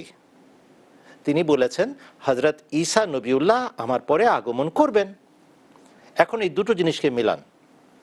এক বাক্যে বলা হচ্ছে আমার পরে কোনো নবী নাই, আরেক বাক্যে বলা হচ্ছে আমার পরে ঈসা নবিউল্লাহ অবশ্যই আছেন। এবং এই কথাটা বিভিন্ন আঙ্গিকে বলেছেন। আগমনকারী ঈসা নবিউল্লাহ আসতে যাচ্ছেন, এই কথাও বলেছেন, ফাইন্নাহু নাযিলুন ওয়া ইন্নাহু নাযিলুন। তাহলে কি বোঝা গেল? হুজুর সাল্লাল্লাহু আলাইহি ওয়াসাল্লামের দুটো বাক্য মিলালে আমার পরে ঈসা নবিউল্লাহ ছাড়া কোনো নবী নাই। এখন প্রশ্ন হচ্ছে এই ঈসা নবিউল্লাহ কোন ঈসা নবিউল্লাহ? এটা হচ্ছে মৌলিক প্রশ্ন, যেটা সমাধান দরকার। 2000 বছর আগে বনি ইসরায়েলি জাতিকে শুধরানোর জন্য, সংশোধন করার জন্য ইহুদি বংশোদ্ভূত যে নবিউল্লাহ ঈসা আলাইহিস সালাম এসেছিলেন, তিনি কি আদৌ জীবিত আছেন, না কোরআনের ভাষ্য অনুযায়ী মারা গেছেন? যদি তিনি জীবিত আকাশে সশরীরে থেকে থাকেন আর কোরআন এই কথার সাক্ষ্য দিয়ে দেয়, তাহলে আর কোনো বিতণ্ডা নাই। যার কথা হযরত মুহাম্মদ সাল্লাল্লাহু আলাইহি ওয়াসাল্লাম বলেছেন তিনিই আসবেন। আর তিনি যদি আকাশে জীবিত অবস্থায় বিদ্যমান থেকে থাকেন, তাহলে তিনি অবতরণ করবেন দৈহিকভাবে, আক্ষরিক অর্থে। এ ব্যাপারে আমাদের কোনো সন্দেহ নাই। কিন্তু ভাই, যদি কোরআন শরীফ অর্থাৎ ধর্মজগতের সুপ্রিম কোর্ট রায় দিয়ে বলে আগের ঈসা আলাইহিস সালাম মারা গেছেন, মারা গেছেন, মারা গেছেন, তাহলে মুসলমান হিসেবে আমরা কি বুঝবো এই ভবিষ্যৎবাণীর অর্থ? যিনি মারা গেছেন তিনি আবার জীবিত হয়ে ফেরত আসবেন জগতে? কেউ ফেরত আসে দ্বিতীয়বার? কোরআন শরীফ বলে যাকে আমরা একবার মৃত্যু দিয়ে দেই, যাকে আমরা একবার ইহকালীন জীবন অবসান ঘটিয়ে দেই, যার সে কখনো আর ফেরত আসে না ইহ জগতে। এই সমস্ত নিয়ম কানুন ভঙ্গ করে মৃত ব্যক্তি আবার ফেরত আসতে পারেন জগতে? পারেন না। তো কোরআন শরীফের সিদ্ধান্ত মেনে নেন। কোরআন শরীফ বলে ঈসা আলাইহিস সালাম মারা গেছেন, মারা গেছেন, মারা গেছেন। অতএব আগমনকারী ঈসা নবিউল্লাহ, তার অর্থই হবে একজন এমন ব্যক্তি আগমন করবেন যিনি ঈসার গুণে গুণান্বিত, ঈসার মতো যুগে, ঈসার মতো চিকিৎসা পদ্ধতি নিয়ে, ঈসার মতো রোগ বালাই সারানোর কাজ নিয়ে আসবেন। যেমন কাজ সেরকমই নাম, যেমন কাম সেরকমই নাম। অতএব হযরত ঈসা আলাইহিস সালাতু ওয়াস সালাম যে নবিউল্লাহ হবেন, আগমনকারী ঈসা, সেই কথা হযরত মুহাম্মদ মুস্তাফা সাল্লাল্লাহু আলাইহি ওয়াসাল্লাম স্পষ্টভাবে বলে গেছেন। আর আমরা আহমদিয়া মুসলিম জামাতের সদস্যরা কোরআন, সুন্নাহ, হাদিস ঘেটে দেখেছি আগের ঈসা আলাইহিস সালাম মারা গেছেন, যিনি বনি ইসরায়েলি জাতির মাঝে প্রেরিত হয়েছিলেন রাসূলান ইলা বনি ইসরাইল হিসাবে। তাই আমরা বাধ্য হয়ে মানছি যে এই উম্মতের মাঝে যিনি আগমন করবেন তিনি আগের ঈসা আলাইহিস সালাম হতেই পারেন না। এই উম্মতের মাতব্বর এই উম্মতের মাঝ থেকে জন্ম নিবে। আর এই কথাই কোরআন দ্বারা সাব্যস্ত হয়, এই কথাই সুন্নতে রাসূল সাল্লাল্লাহু আলাইহি ওয়াসাল্লাম দ্বারা সাব্যস্ত হয়, এই কথাই হযরত মুহাম্মদ সাল্লাল্লাহু আলাইহি ওয়াসাল্লামের সহিহ হাদিস দ্বারা সাব্যস্ত হয়। আমাদের বিরুদ্ধবাদীরাও স্বীকার করেন, আবারও শুনেন, আমাদের বিরুদ্ধবাদীরাও স্বীকার করেন হযরত ঈসা নবিউল্লাহ আসতে যাচ্ছেন। আমরা সৌভাগ্যবান, বাংলার মাটিতে এরকম আলেমদের জন্ম হয়েছে যারা অকপটে এই কথার ঘোষণা দিয়ে রেখেছেন অন রেকর্ড যে ঈসা আলাইহিস সালাম অবশ্যই নবিউল্লাহ হিসাবেই আসবেন। বাকি আগের নবী আর পরের নবী এই কথার বিতর্ক আমরা এখন গেলাম না।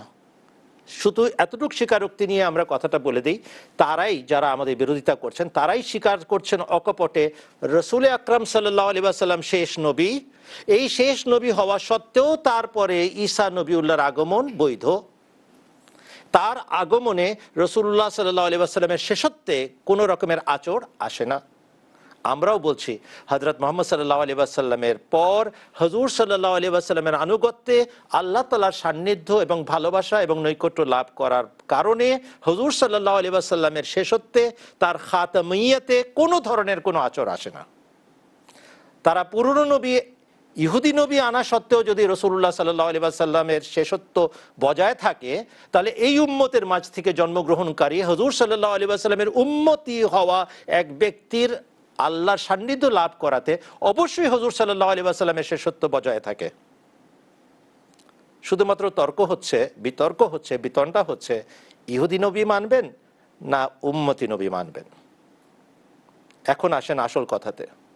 আমাদের বিরুদ্ধবাদীরা যা বলছেন তা পরিষ্কারভাবে বলছেন না, তা স্পষ্ট করে জানাচ্ছেন না, কেননা তারা জানেন যেই মুহূর্তে সাধারণ মুসলমানরা জানতে পারবে যে ইহুদি নবীর অপেক্ষায় মুসলমান ওলামারা দিন কাটাচ্ছেন, সেই মুহূর্তে আহমদিয়া জামাতের পক্ষে মুসলমান জনগণ রায় দিবে। আমরা হযরত মুহাম্মদ সাল্লাল্লাহু আলাইহি ওয়াসাল্লামকে সঠিক অর্থে খাতামান নবীন মানি। যারা আমাদের বিরুদ্ধে আন্দোলন করছেন তারা এক ইহুদি নবীর অপেক্ষায় জীবন কাটাচ্ছেন। অতএব খাতামান নবীন যদি মানতে হয় সেই অর্থেই মানতে হবে যে অর্থে হযরত মুহাম্মদ মুস্তাফা সাল্লাল্লাহু আলাইহি ওয়াসাল্লাম বলে গেছেন, আর সেটা হচ্ছে এই উম্মতের মাঝে তার আনুগত্যে আল্লাহ নৈকট্য পাওয়া সম্ভব, আর শিষ্যের আনুগত্যে এবং শিষ্যের কোনো শ্রেষ্ঠত্ব লাভ করাতে শিক্ষকের মান মর্যাদা বৃদ্ধি পায়, কখনো কমে না। ধন্যবাদ আপনাকে। ভাই, আপনি যে ফোন করেছিলেন ফরহাদ হোসেন সাহেব হোসনাবাদ থেকে, আশা করি আপনি আপনার প্রশ্নের উত্তর পেয়েছেন। যদি আপনার মাথায় আহমদিয়া জামাত সম্পর্কে আরও কোনো প্রশ্ন থাকে আপনি দয়া করে আসবেন। আর অনুরোধ করব মনোযোগ দিয়ে অনুষ্ঠানটি দেখেন, দোয়া করেন যেন আল্লাহ আপনার মন পরিষ্কার করেন এবং সত্য আপনার কাছে সুস্পষ্ট হয়ে যায়। এবার আমরা আরেকটি ফোন কল নিতে চাই। এখানে দেখতে পাচ্ছি গাজী মনসুর সাহেব আছেন আশকোনা থেকে, ঢাকার। আসসালামু আলাইকুম গাজী মনসুর সাহেব। জি, ওয়ালাইকুম সালাম ওয়া রাহমাতুল্লাহি ওয়া বারাকাতুহু। জি ভাই, আমরা আপনাকে শুনতে পাচ্ছি, আপনার প্রশ্নটি করুন। আমার প্রশ্ন হচ্ছে যে আহমদি মুসলমানরা ইমাম মাহদী আলাইহিস সালামের নামের পেছনে জি বলুন, শুনছি। আলাইহিস সালাম বলা নিয়ে আপত্তি করে, আসলে বিষয়টি কি হবে একটু বিস্তারিত বুঝিয়ে বলবেন। আচ্ছা, ধন্যবাদ আপনাকে মৌলানা ফিরোজ আলম সাহেব। আপনি শুনেছেন প্রশ্ন, আলাইহিস সালাম কেন ব্যবহার করে, এটা নিয়ে তাদের আপত্তি। আপত্তি করার কিছু নেই, এটি আপত্তির খাতিরে আপত্তি। আলাইহিস সালাম এই যে পরিভাষা, এটি খুব সুন্দর একটা পরিভাষার শাব্দিক অর্থ চিন্তা করেন। আলাইহিস সালাম, তার উপর শান্তি বর্ষিত হোক। এটি একটি আল্লাহ তাআলার কাছে একটা দোয়া যে এই ব্যক্তির উপর শান্তি বর্ষিত হোক। তো এতে তো রাগ করার কি আছে? শান্তি বর্ষিত হোক এটা শুধু ইমাম মাহদী আলাইহিস সালামের জন্য না, আমাদেরকে রাসূলুল্লাহ সাল্লাল্লাহু আলাইহি ওয়াসাল্লাম বলেছেন তোমরা এই সালাম বলা এটার খুব প্রচলন করো। এমনকি ঘরে ঢোকা বের হওয়ার সময়, রাস্তায় চলাফেরার সময় যদি যারই তুমি সামনে আসো তাকে সালাম বলবে। এমনকি বৃক্ষের আড়ালে কেউ চলে গেল, আবার আড়াল থেকে যখন বেরিয়ে আসে আবার তোমার দেখা হলো, আবার তাকে বলো আসসালামু আলাইকুম। তো আসসালামু আলাইকুমের শাব্দিক অনুবাদ হলো আপনার উপর শান্তি বর্ষিত হোক। আসসালামু আলাইহে বা আলাইহিস সালাম, তার উপর শান্তি বর্ষিত হোক। শুধু সর্বনামের পার্থক্য, নতুবা দিন রাত আপনি আলাইহিস সালাম বলছেন আরেকজনকে, আপনার সামনে যেই আসছে তার জন্য আপনি আলাইহিস সালাম বা আলাইকুমুস সালাম এটি অনবরত বলে যাচ্ছেন। আমি শাব্দিক দৃষ্টিকোণ থেকে বলছি। দিন রাত তো আপনি বলছেন আসসালামু আলাইকুম বা আলাইহিস সালাম, যে তোমার উপর শান্তি বর্ষিত হোক বা তার উপর শান্তি বর্ষিত হোক, একই শব্দ। এমনকি যারা বিধর্মী, যারা মুসলমান নয়, তাদের জন্য তো এই সালাম শব্দ ব্যবহার হয়েছে কোরআন শরীফে, আসসালামু আলা মানিত্তাবা আল হুদা, যে তার উপর শান্তি বর্ষিত হোক যে হেদায়েত অনুসরণ করে, তো এটা তো আলাইহিস সালাম সত্যিকার অর্থে। এগুলো সব মোল্লাদের মানে প্রতারণা, ধোঁকা, সত্য থেকে মানুষকে বিমুখ করার জন্য, দূরে নিয়ে যাওয়ার জন্য। তাই একেবারে অর্থহীন। আমাদের সমাজে মোল্লারা কোনো হিন্দুর মুখোমুখি হলে সে যদি সালাম বলে, কোনো মোল্লাকে আসসালামু আলাইকুম বললে, মোল্লা তখন তাকে কি বলে? আসসালামু আলা মানিত্তাবা আল হুদা, তার উপর শান্তি বর্ষিত হোক যে হেদায়েত অনুসরণ করে। তো এখানে তো সে আসসালামু আলাইকুম আলাইহিস সালাম বলছে, তার উপর শান্তি বর্ষিত হোক, এটার আরবিক এক্সপ্রেশন হলো আলাইহিস সালাম। তো এই কথাটা, এই যুক্তিটা উদ্ভট, অযৌক্তিক। কিন্তু বিশেষভাবে ইমাম মাহদী আলাইহিস সালামের কথা নেন, তার ক্ষেত্রে তো রাসূলুল্লাহর নির্দেশ আছে যে তোমরা যখন তাকে দেখো, ফাইজা রাআইতুমুহু ফাবাইউহু, যখন তাকে দেখবে তার হাতে বয়াত করবে। তোমার সামনে যদি বরফের পাহাড় পড়ে, সেই পাহাড় ডিঙিয়ে তার কাছে যাবে। ইবনে মাজাহ শরীফের হাদিস। এবং তাকে আমার সালাম পৌঁছাবে, ফাকরাউহু মিন্নি আসসালাম, আমার পক্ষ থেকে তাকে সালাম পৌঁছাবে, অর্থাৎ আসসালামু আলাইকুম বলবে আমার পক্ষ থেকে। তো তাকে আসসালামু আলাইহিস সালাম বলার নির্দেশ স্বয়ং মোহাম্মদ রাসূলুল্লাহ সাল্লাল্লাহু আলাইহি ওয়াসাল্লাম দিয়ে গেছেন। আলী আলাইহিস সালাম বলে না? সেখানে কেন আলাইহিস সালাম ব্যবহার করা হয়? তিনি তো নবী ছিলেন না। এভাবে অনেক বড় বড় বুজুর্গ, মনীষী, অলিউল্লাহ আছেন যাদের জন্য আলাইহিস সালাম ব্যবহার হয়েছে। আহলে বায়তের প্রত্যেক ব্যক্তির জন্য আসসালামু আলাইকুম আলাইহিস সালাম শব্দ ব্যবহার হয়েছে, ব্যবহার করা হয়, শিয়ারাও করে, সুন্নিরাও করে। তাই এটি শুধু আপত্তির জন্য আপত্তি, এটি একেবারেই অন্তঃসার শূন্য একটা কথা। ধন্যবাদ আপনাকে মাওলানা ফিরোজ আলম সাহেব। আমি বাংলাদেশ স্টুডিওতে আবার একটু যেতে চাই, কয়েক মিনিট সময় আমাদের হাতে আছে। মাওলানা আব্দুল আউয়াল সাহেবের কাছে একটা প্রশ্ন আমরা রাখতে চাই। আমাদের কাছে কেউ একজন ইমেইলে এই প্রশ্নটি পাঠিয়েছেন, আশা করি আমি মাওলানা আউয়াল সাহেব শুনতে পাচ্ছেন। যদি বিরতির আগে উত্তর দেওয়া সম্ভব হয় আপনি দিবেন, আর যদি বিরতির পরেও যেতে হয় আমরা যেতে পারি, কেননা এই প্রশ্নটি অনেকেই করে থাকেন যে হযরত মসিহ মাউদ ইমাম মাহদী আলাইহিসসালাতু ওয়াসসালাম তার পুস্তক ইজালায়ে আওহামে মুহাদ্দাস হওয়ার কথা স্বীকার করেছেন এবং নবী হওয়ার কথা অস্বীকার করেছেন। আবার এক গলতিকা ইজালা পুস্তকে তিনি নবুয়তের দাবি করেছেন, মুহাদ্দাস হওয়াকে অস্বীকার করেছেন। এবং এই যে দুটি বিষয়, এইটাকে ফলাও করে প্রচার করে সমাজে একটা বেশ ঘোলাটে পরিবেশ সৃষ্টির অপচেষ্টা চলছে।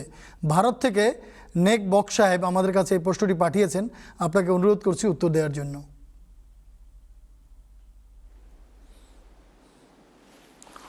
ধন্যবাদ প্রশ্নকারীকে। গভীর বিষয়ের অবতারণা করা হয়েছে।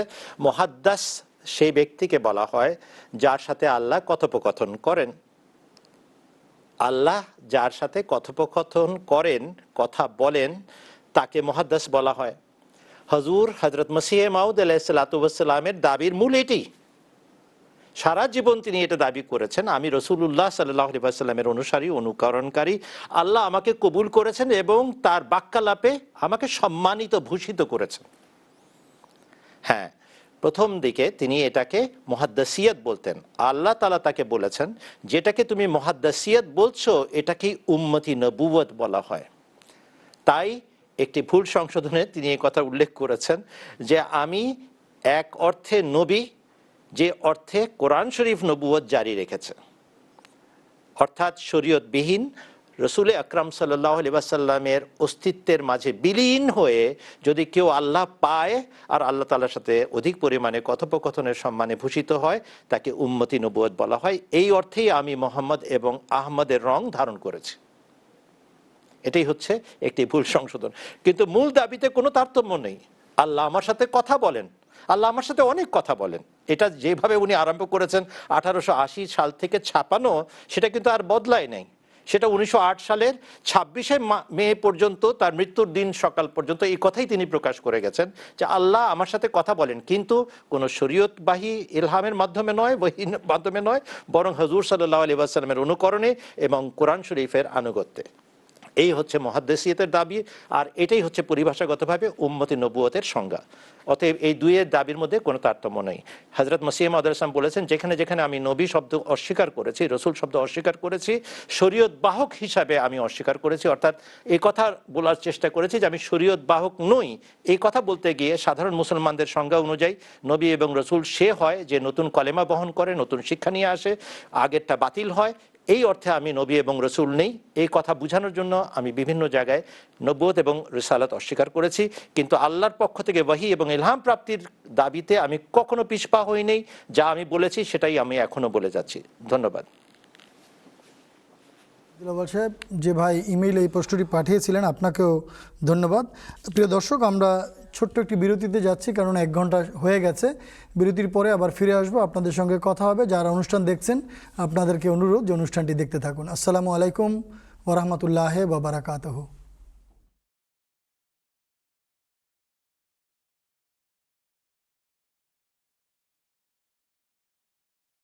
الحمد لله رب العالمين. هو الله الذي لا إله إلا هو الرحمن الرحيم.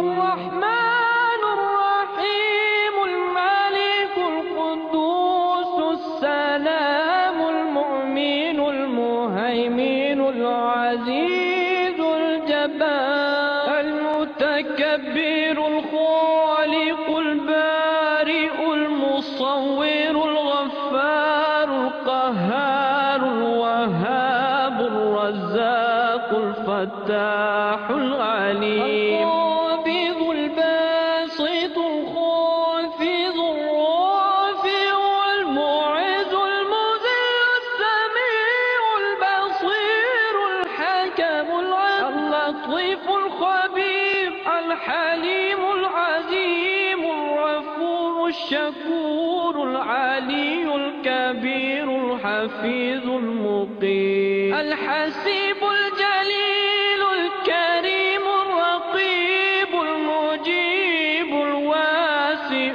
الحكيم الودود المجيد الباعث الشهيد الحق الوكيل القوي المتين الولي الحميد المحصي المبدع المعيد المحيي المميت الحي القيوم الواجد الماجد الواحد الصمد القادر المقتدر المقدم المؤخر الأول الآخر الظاهر الباطن الوالي المتعالي البر التواب المنتقم العفو الرؤوف مالك الملك ذو الجلال والإكرام المقسط الجامع الغني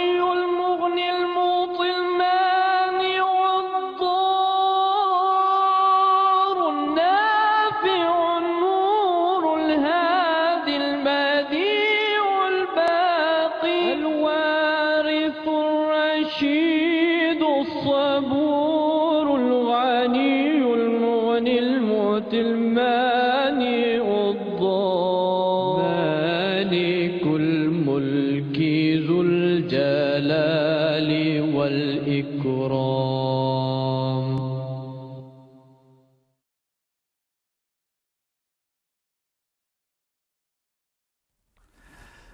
আসসালামু আলাইকুম ওয়া রাহমাতুল্লাহি ওয়া বারাকাতুহু। দর্শক, বিরতির পরে ফিরে এলাম। আমরা এবারে যে বলেছিলাম অনুষ্ঠানের শুরুতে আপত্তির খণ্ডন করব, একটা আপত্তি নিয়ে আসছি মৌলানা ফিরোজ আলম সাহেবের কাছে। মৌলানা সাহেব, যদিও এই আপত্তিটি এখন পর্যন্ত পাকিস্তানে নেই, কিন্তু মানুষ তো যখন আপত্তি করা আরম্ভ করে তখন তো যার যেটা মনে আসে সেটাই করতে চেষ্টা করে। এমন উদ্ভট দেশও আছে আমাদের এশিয়ার কোনো কোনো দেশ, আমি নাম নিচ্ছি না, তারা অমুসলমানদের জন্য আল্লাহ শব্দটির ব্যবহারও নিষিদ্ধ করতে চায়। কোরআন থেকে তাদের কি উত্তর দেওয়া যায়, আপনি আমাদের কি জানাবেন? উদ্ভট তাদের এই স্টান্স, এই অবস্থান, সেটি তো আপনার প্রশ্নই উঠে এসেছে যে আল্লাহ সবচেয়ে প্রিয় শব্দ সারা পৃথিবীর বুকে, সবচেয়ে গভীর শব্দ, এমন শব্দ যে শব্দকে আক্ষরিক এবং অর্থগত অন্তর্নিহিত মর্ম এবং তত্ত্বের দিক থেকে সবচেয়ে বেশি মন প্রাণ উজাড় করে ভালোবাসা উচিত। এই শব্দের জন্য, এই নামের জন্য জীবন দেয়া যায়। এই পবিত্র শব্দকে কেন্দ্র করেই তো সব কিছু। এই শব্দ এবং এই নামকে যে ভালোবাসে তাকে সবচেয়ে বেশি ভালোবাসা উচিত, তার প্রতি সবচেয়ে বেশি ভালোবাসা প্রদর্শন করা উচিত। সেই ঈমানদার হোক বা ঈমান না আনুক, সে মুসলমান হোক বা কাফের হোক, এই মহান সত্তা, এই মহা পবিত্র নামকে যে ভালোবাসে তাকে হজরত মুহাম্মদ রাসূলুল্লাহ সাল্লাল্লাহু আলাইহি ওয়াসাল্লাম ভালোবাসতেন, তাকে শ্রদ্ধা করতেন, সম্মান করতেন। কোনো এমন লেখক বা কবি যার লেখায় মহান আল্লাহ তাআলার নাম থাকতো, যার কবিতায় আল্লাহর ভালোবাসার প্রমাণ থাকতো, মুহাম্মদ সাল্লাল্লাহু আলাইহি ওয়াসাল্লামের জীবন আদর্শ আমরা দেখতে পাই। তিনি সাহাবীদেরকে জিজ্ঞেস করতেন যে অমুক কবি বা অমুক লেখক যার কবিতায় আমার আল্লাহর নামের বারবার উল্লেখ পাওয়া যায়, তার কবিতাটা শোনাও। হাদিসে আছে যে হযরত মুহাম্মদ সাল্লাল্লাহু আলাইহি ওয়াসাল্লামের সাহাবীরা সেই কবির লেখা কবিতা একটা পংক্তি শুনিয়েছেন, রাসূলুল্লাহ বললেন আরও শোনাও, কারণ আল্লাহর নাম আছে। আরেকটা পংক্তি শুনিয়েছেন, তিনি আরও শোনাও। এইভাবে হযরত মুহাম্মদ সাল্লাল্লাহু আলাইহি ওয়াসাল্লাম এক কবির কবিতা সম্পর্কে এক সাহাবীকে জিজ্ঞেস করলেন। তার সেই সাহাবী এটি বর্ণনা করছেন হাদিসটি যে উমাইজা বিন আবি সালত আস-সালত ছিল প্রাক ইসলামিক যুগের একজন কবি। উমাইজা বিন আবি আস-সালত ইসলামের পূর্বের যুগ, অজ্ঞতার যুগের কবি, যে ইসলাম গ্রহণ করেনি, অমুসলিম ছিল, কিন্তু তার কবিতায় এক আল্লাহর প্রশংসা, মহিমা এবং একত্ববাদ বর্ণিত হয়েছে। আল্লাহ তাআলার নাম, আল্লাহর একত্ববাদ, আল্লাহর তৌহিদ বর্ণিত হয়েছে। এই কারণে মহানবী সাল্লাল্লাহু আলাইহি ওয়াসাল্লাম তার কবিতা পছন্দ করতেন এবং 100টি পংক্তি শুনেছেন এই ব্যক্তির কবিতার। এটি সহিহ মুসলিম শরীফের কিতাবুশ শের 2255 নম্বর হাদিস। এটি হযরত আমর ইবনু শরীদ তার পিতা থেকে এটি বর্ণনা করেছেন যে আমি একদিন রাসূলুল্লাহ সাল্লাল্লাহু আলাইহি ওয়াসাল্লামের পেছনে আরোহী ছিলাম, বাহনে, ঘোড়ায় বা উটে। তিনি বলেন, তোমার কাছে উমাইয়া বিন আবি আস-সালতের কোনো কবিতা জানা আছে কি? আমি বললাম, হ্যাঁ হে আল্লাহর রাসূল। তিনি বললেন, হ্যাঁ, আবৃত্তি করো। আমি তাকে একটি পংক্তি শোনালাম। এইভাবে পুরো হাদিসে আছে যে 100টা পংক্তি হযরত মুহাম্মদ রাসূলুল্লাহ সাল্লাল্লাহু আলাইহি ওয়াসাল্লাম এই ব্যক্তির শুনেছেন। তো এ তো মুহাম্মদ ভিন্ন আর আজকের মোল্লারা ভিন্ন। মুহাম্মদ সাল্লাল্লাহু আলাইহি ওয়াসাল্লাম তো আল্লাহর নাম, যার কাছে আপন পর, শত্রু বন্ধু, মোমেন কাফের, যেখানে আল্লাহ শব্দটাকে, আল্লাহর নামকে শ্রদ্ধার সাথে স্মরণ করা হয়েছে, মুহাম্মদ রাসূলুল্লাহ শব্দটা তো স্মরণ করতেনই, সেই ব্যক্তিকেও ভালোবাসতেন যার মুখ থেকে এই শব্দ বের হতো। কোরআন শরীফে এই ধরনের অনেক দৃষ্টান্ত আছে। আমরা দেখতে পাই যে বিভিন্ন কাফের জাতির তাদের জীবনের যে সামাজিক এবং বিশ্বাসগত চিত্র দেখা যায়।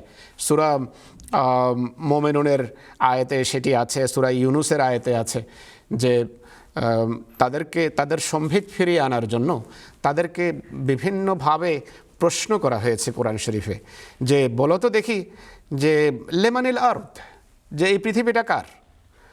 তারপর বলা হয়েছে যে এই মার রাব্বুস সামাওয়াতি ওয়াল আরদ, আকাশ এবং পৃথিবীর প্রভু কে? এইভাবে আরও প্রশ্ন করা হয়েছে তাদেরকে। তো তারা প্রশ্নের উত্তর দিত যে আল্লাহ তাআলাই আকাশ এবং পৃথিবীর সৃষ্টি করেছেন, আর আল্লাহই হলেন আকাশ এবং পৃথিবীর প্রভু এবং মালিক। সূরা আল মুমিনুনের 84 থেকে 87 নম্বর আয়াতগুলোতে এই বিষয়ে বর্ণিত হয়েছে। তো আল্লাহ শব্দ তো কারো ব্যক্তিগত পৈতৃক সম্পত্তি না, আল্লাহ শব্দ সবার, সবচেয়ে সম্মানিত শব্দ, সবচেয়ে প্রিয় শব্দ, মন প্রাণ দিয়ে ভালোবাসা উচিত এই শব্দকে। যেভাবে আমি বলেছি, হজরত মুহাম্মদ সাল্লাল্লাহু আলাইহি ওয়াসাল্লাম যেখানে আল্লাহর নাম দেখতেন, আল্লাহ শব্দ শুনতেন, আল্লাহ শব্দ তার সমস্ত শক্তির উৎস ছিল। আল্লাহ শব্দ এত গভীরভাবে বলতেন, হজরত মুহাম্মদ সাল্লাল্লাহু আলাইহি ওয়াসাল্লাম এত গভীর ভালোবাসার সাথে বলতেন, এবং এত ছিল তার এই শব্দের উচ্চারণের ভিতর, যেটি মানুষের শ্রোতার হৃদয়কে কাঁপিয়ে তুলত। তো এরকম এই শব্দের জন্য মুহাম্মদ সাল্লাল্লাহু আলাইহি ওয়াসাল্লামের ভালোবাসা ছিল। তিনি চাইতেন যে সবাই যেন এই মহা সত্তাকে ভালোবাসে। কোরআন শরীফে সূরা ইউনূসের কথাও আমি বললাম যে কুল মাইয়ারযুকুকুম মিনাস সামাই ওয়াল আরদ, আকাশ এবং পৃথিবী থেকে কে তোমাদেরকে রিজিক দেয়। মাই ইয়ামলিকুস সামা ওয়াল আবসার, তোমাদের কান, শ্রবণ শক্তি, দৃষ্টিশক্তি কার, কে দিয়েছেন এগুলো। মাই ইউখরিজুল হাইয়া মিনাল মাইয়িতে, কে মৃত থেকে জীবিতকে বের করেন, আর কে সেই সত্তা যিনি জীবিতকে মৃত্যু দেন। আর মাই ইউদাব্বিরুল আমর, পৃথিবী পরিচালনার যে মহাপরিকল্পনা কে সেটি পরিচালনা করেন। ফাসাইয়াকুলুন আল্লাহ, তারা বলবে আল্লাহ তাআলাই। আল্লাহ তাআলা এরপর বলছেন আফালা তাত্তাকুন, যে তারপরও কি তাকওয়া অবলম্বন করবে না। তো এই শব্দ তো মুসলমানদেরকে আল্লাহ তাআলা এই শব্দের ঠিকা দেননি। ইসলামের পূর্বেও বিভিন্ন জাতি আল্লাহ শব্দ ব্যবহার করেছে, আর ইসলামের যুগেও মুসলমানরা তো করেছেই। মুসলমান যারা অমুসলিম ছিল তাদের মাঝে এই শব্দের ব্যবহার দেখে হযরত মুহাম্মদ রাসূলুল্লাহ তাদেরকে ভালোবাসতেন। তো এই ধরনের উদ্ভট মন মানসিকতা পৃথিবীর বিভিন্ন অনেক দেশ নেই যেখানে এই ধরনের মন মানসিকতা আছে, কিন্তু এইটি উঠানো হতে পারে।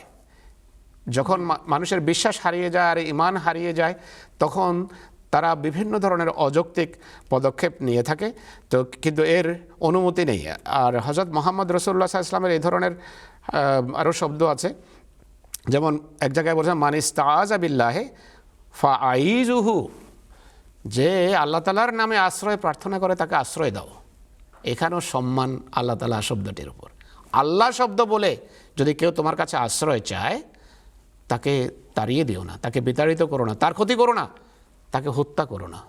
তো এই ধরনের কোরআন শরীফে আরও এই ধরনের এই মর্মে আয়াত আছে যে সালাম করে বলো না যে লাস্তা মোমেনা, যে তুমি মোমেন নও। যে তোমাকে সালাম করলো, আসসালামু আলাইকুম বললো, তার এই সালাম বলাটাকে তুমি সন্দেহ করো না, সেই সালামের ভিতরেও আল্লাহ শব্দ আছে। তো এটি বলতে যেও না যে তুমি মোমেন নও। যে আল্লাহ শব্দ উচ্চারণ করে বলতে যেও না যে তুমি এই শব্দটা মন থেকে বলছো না, তুমি শুধু প্রতারিত করছো, নিজের বিশ্বাস এবং ঈমানকে ঢাকার জন্য এই শব্দ উচ্চারণ করছো। তো ইসলাম এর অনুমতি দেয়নি, হযরত মুহাম্মদ রাসূলুল্লাহ সাল্লাল্লাহু আলাইহি ওয়াসাল্লাম এর অনুমতি দেননি। বরং যারা বলেছে যে বাহ্যিকভাবে আল্লাহ শব্দ বলছে, এই কারণে এক যুদ্ধের ঘটনা মনে পড়ে গেল। আমি নোটও করে নিয়ে এসেছি, কিন্তু কথার ধারাবাহিকতা এখন আমার মনে পড়েছে। যে যুদ্ধে এক মুসলমান সাহাবী কাফের যোদ্ধার বিরুদ্ধে বিজয়ী হলেন, আর বিজয়ী হওয়ার সেই ব্যক্তি তখন যে কাফের ছিল, সে লা ইলাহা ইল্লাল্লাহ, যে আল্লাহ ছাড়া কোনো উপাস্য নেই, এই কলেমা পড়লেন। আর মুসলমান যোদ্ধা ভাবছিলেন যে মৃত্যুর ভয়ে এখন আল্লাহ বলছে, আল্লাহকে আমি মানি, আল্লাহ ছাড়া উপাস্য নেই, হত্যা করলেন। পরবর্তীতে তার যেহেতু ইমানদার ছিলেন, সাহাবী ছিলেন মুহাম্মদ রাসূলুল্লাহ, তার হৃদয়ে এটি নিয়ে একটা সংশয়, সন্দেহ, এক ধরনের অস্বস্তি জেগে উঠল, এবং মুক্তি পাওয়ার জন্য সেই অবস্থা থেকে মুহাম্মদ রাসূলুল্লাহ সাল্লাল্লাহু আলাইহি ওয়াসাল্লামের কাছে পুরো ঘটনা খুলে বললেন যে হে আল্লাহ রাসূল, এটি হয়ে গেছে। মুহাম্মদ রাসূলুল্লাহ বললেন যে সে লা ইলাহা ইল্লাল্লাহ পড়েছে, এইটা পড়া সত্ত্বেও তুমি তাকে হত্যা করলে। তুমি কি তার হৃদয় চিরে দেখেছিলে যে সে মন থেকে আল্লাহ শব্দ বলছে না? তো আজকের মোল্লারা আল্লাহ সাজে, খোদা সাজার চেষ্টা করে। হযরত মুহাম্মদ সাল্লাল্লাহু আলাইহি ওয়াসাল্লাম এবং তার সাহাবীরা এমন ছিলেন না। তো এর কোনোভাবে ধর্ম অনুমতি দেয় না।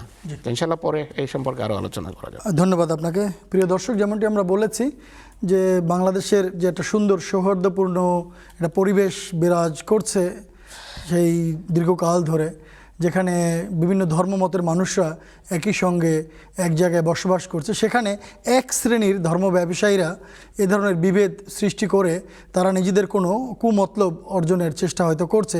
বিষয়টি যারা পর্যবেক্ষক আছেন তাদের ভেবে দেখতে হবে। যেহেতু মৌলানা ফিরোজ আলম সাহেব আল্লাহ সম্পর্কে বলছিলেন, আসলে আহমদিয়া মুসলিম জামাতের পবিত্র প্রতিষ্ঠাতা তিনি আল্লাহর কাছ থেকেই এসেছেন। তার গভীর প্রেম ছিল আল্লাহর প্রতি এবং তার গভীর প্রেম ছিল আল্লাহ রসুলের প্রতি। এ কারণেই আল্লাহ এবং তার রসুলের ভালোবাসায় তিনি মাহাদি হওয়ার দাবি করেছেন, নতুবা তিনি নিজেও জানতেন যে এই দাবি করার সাথে সাথে আমার উপরে কী নেমে আসবে, কি চরম বৈরিতা শুরু হবে, এটি তিনি ভালোভাবে জানতেন। কিন্তু যখন আল্লাহ তাকে বলেছেন যে তুমি দাবি করো, তখন তিনি নিরুপায় ছিলেন দাবি করতে। সেই আল্লাহ সম্পর্কে তিনি তার বই পুস্তকের বিভিন্ন জায়গায় চমৎকার কথা লিখে গেছেন। চলুন তার মধ্যে থেকে একটি নির্বাচিত অংশ এখন আমরা শুনে নিই। মসিহ মাউদ আলাইহিসসালাম আল্লাহ তাআলার পবিত্র সত্তার পরিচয় তুলে ধরতে গিয়ে বলেন, আমাদের খোদা সেই খোদা যিনি এখনও সেভাবেই জীবিত আছেন যেভাবে পূর্বে জীবিত ছিলেন। এখনও তিনি সেভাবেই কথা বলেন যেভাবে পূর্বে কথা বলতেন, এবং এখনও সেভাবেই শোনেন যেমন পূর্বে শুনতেন। এই যুগে তিনি শোনেন কিন্তু কথা বলেন না, এটি এক অলিক ধারণা। প্রকৃতপক্ষে তিনি শোনেন এবং কথাও বলেন। তাঁর সব গুণ অনাদি ও অনন্ত। তাঁর কোনো গুণই নিষ্ক্রিয় নয় এবং এরূপ কখনো হবেও না। তিনি সেই এক অদ্বিতীয় খোদা যার কোনো পুত্র নেই এবং যার কোনো স্ত্রীও নেই। তিনি সেই অনুপম অস্তিত্ব যার সদৃশ্য কেউ নেই, আর যার মতো পূর্ণ ও স্বকীয় গুণের অধিকারী অন্য কেউ নেই। তাঁর সমতুল্য কেউ নেই, তাঁর সমগুণ সম্পন্ন কেউ নেই, এবং তাঁর কোনো শক্তি অপর্যাপ্ত নয়। তিনি দূরে থেকেও কাছে এবং কাছে থেকেও দূরে। আহলে কাশফ তথা দিব্যদর্শীদের কাছে নিজ অস্তিত্ব তিনি রূপকভাবে প্রকাশ করতে সক্ষম, কিন্তু তাঁর কোনো দেহ নেই এবং কোনো আকারও নেই। তিনি সবার ঊর্ধ্বে, কিন্তু তাঁর নিচে অন্য কেউ আছে এ কথা বলা যায় না। তিনি আরশে অধিষ্ঠিত, তবে তিনি পৃথিবীতে নেই এ কথাও বলা যায় না। তিনি সকল উৎকর্ষ গুণের সমাহার এবং সমস্ত সত্যিকার প্রশংসার বিকাশ স্থল। তিনি সকল গুণের উৎস এবং সর্বশক্তির আধার। তিনি সকল কল্যাণের উৎপত্তিস্থল, সব কিছুর চূড়ান্ত গন্তব্য, এবং তিনি প্রত্যেক রাজ্যের অধীশ্বর। তিনি সকল উৎকর্ষে সুসজ্জিত এবং তিনি সকল প্রকার ত্রুটি ও দুর্বলতা মুক্ত। ইহলোক ঊর্ধ্বলোকবাসীরা যে কেবল তাঁরই উপাসনা করবে, এককভাবে তিনি এ বৈশিষ্ট্যের অধিকারী। তাঁর পক্ষে কোনো কিছুই অসম্ভব নয়। সকল আত্মা ও এসবের অন্তর্নিহিত বৈশিষ্ট্যাবলী এবং যাবতীয় অণু পরমাণু ও এসবের শক্তি নিচয় তাঁরই সৃষ্ট। তাঁর ইচ্ছা ছাড়া কোনো কিছুই প্রকাশিত হয় না। তিনি নিজ শক্তি, মহিমা ও নিদর্শনাবলীর মাধ্যমে নিজেকে প্রকাশ করেন এবং তাঁকে তাঁরই সাহায্যে আমরা লাভ করতে পারি। তিনি সদা সর্বদা পুণ্যাত্মাদের কাছে নিজ অস্তিত্ব প্রকাশ করে থাকেন এবং নিজ শক্তি ও মহিমা তাদেরকে প্রদর্শন করেন। এর মাধ্যমেই তাঁর পরিচয় পাওয়া যায়, আর এরই মাধ্যমে তাঁর মনোনীত পথের দিশা লাভ হয়। রুহানি খাজেন 20তম খণ্ড, আল-ওসিয়ত, পৃষ্ঠা 309-310। দর্শক, আমরা শুনছিলাম আহমদিয়া মুসলিম জামাত আমাদের আল্লাহ তাআলা সম্পর্কে কি বলে গেছেন এ বিষয়ে আমাদের আলোচনা চলতে থাকবে। আমি দেখতে পাচ্ছি লাইনে অনেকেই আছেন, এখন আমরা কথা বলছি। আমাদের এক ছোট্ট ভাই আছেন, আদিল আহমদ, চরদুখিয়া, বাংলাদেশ থেকে। আসসালামু আলাইকুম আদিল আহমদ। আসসালামু আলাইকুম আদিল আহমদ সাহেব, শুনতে পাচ্ছেন? ওয়ালাইকুম আসসালাম ওয়া রাহমাতুল্লাহি ওয়া বারাকাতুহু। জি, আপনার প্রশ্নটি করুন। জি, আমি শুনতে পাচ্ছি। ওয়ালাইকুম আসসালাম ওয়া রাহমাতুল্লাহি ওয়া বারাকাতুহু। আমার প্রশ্ন হলো, কেন নন আহমদীরা ইমাম মাহদী আলাইহিস সালামকে মানে না?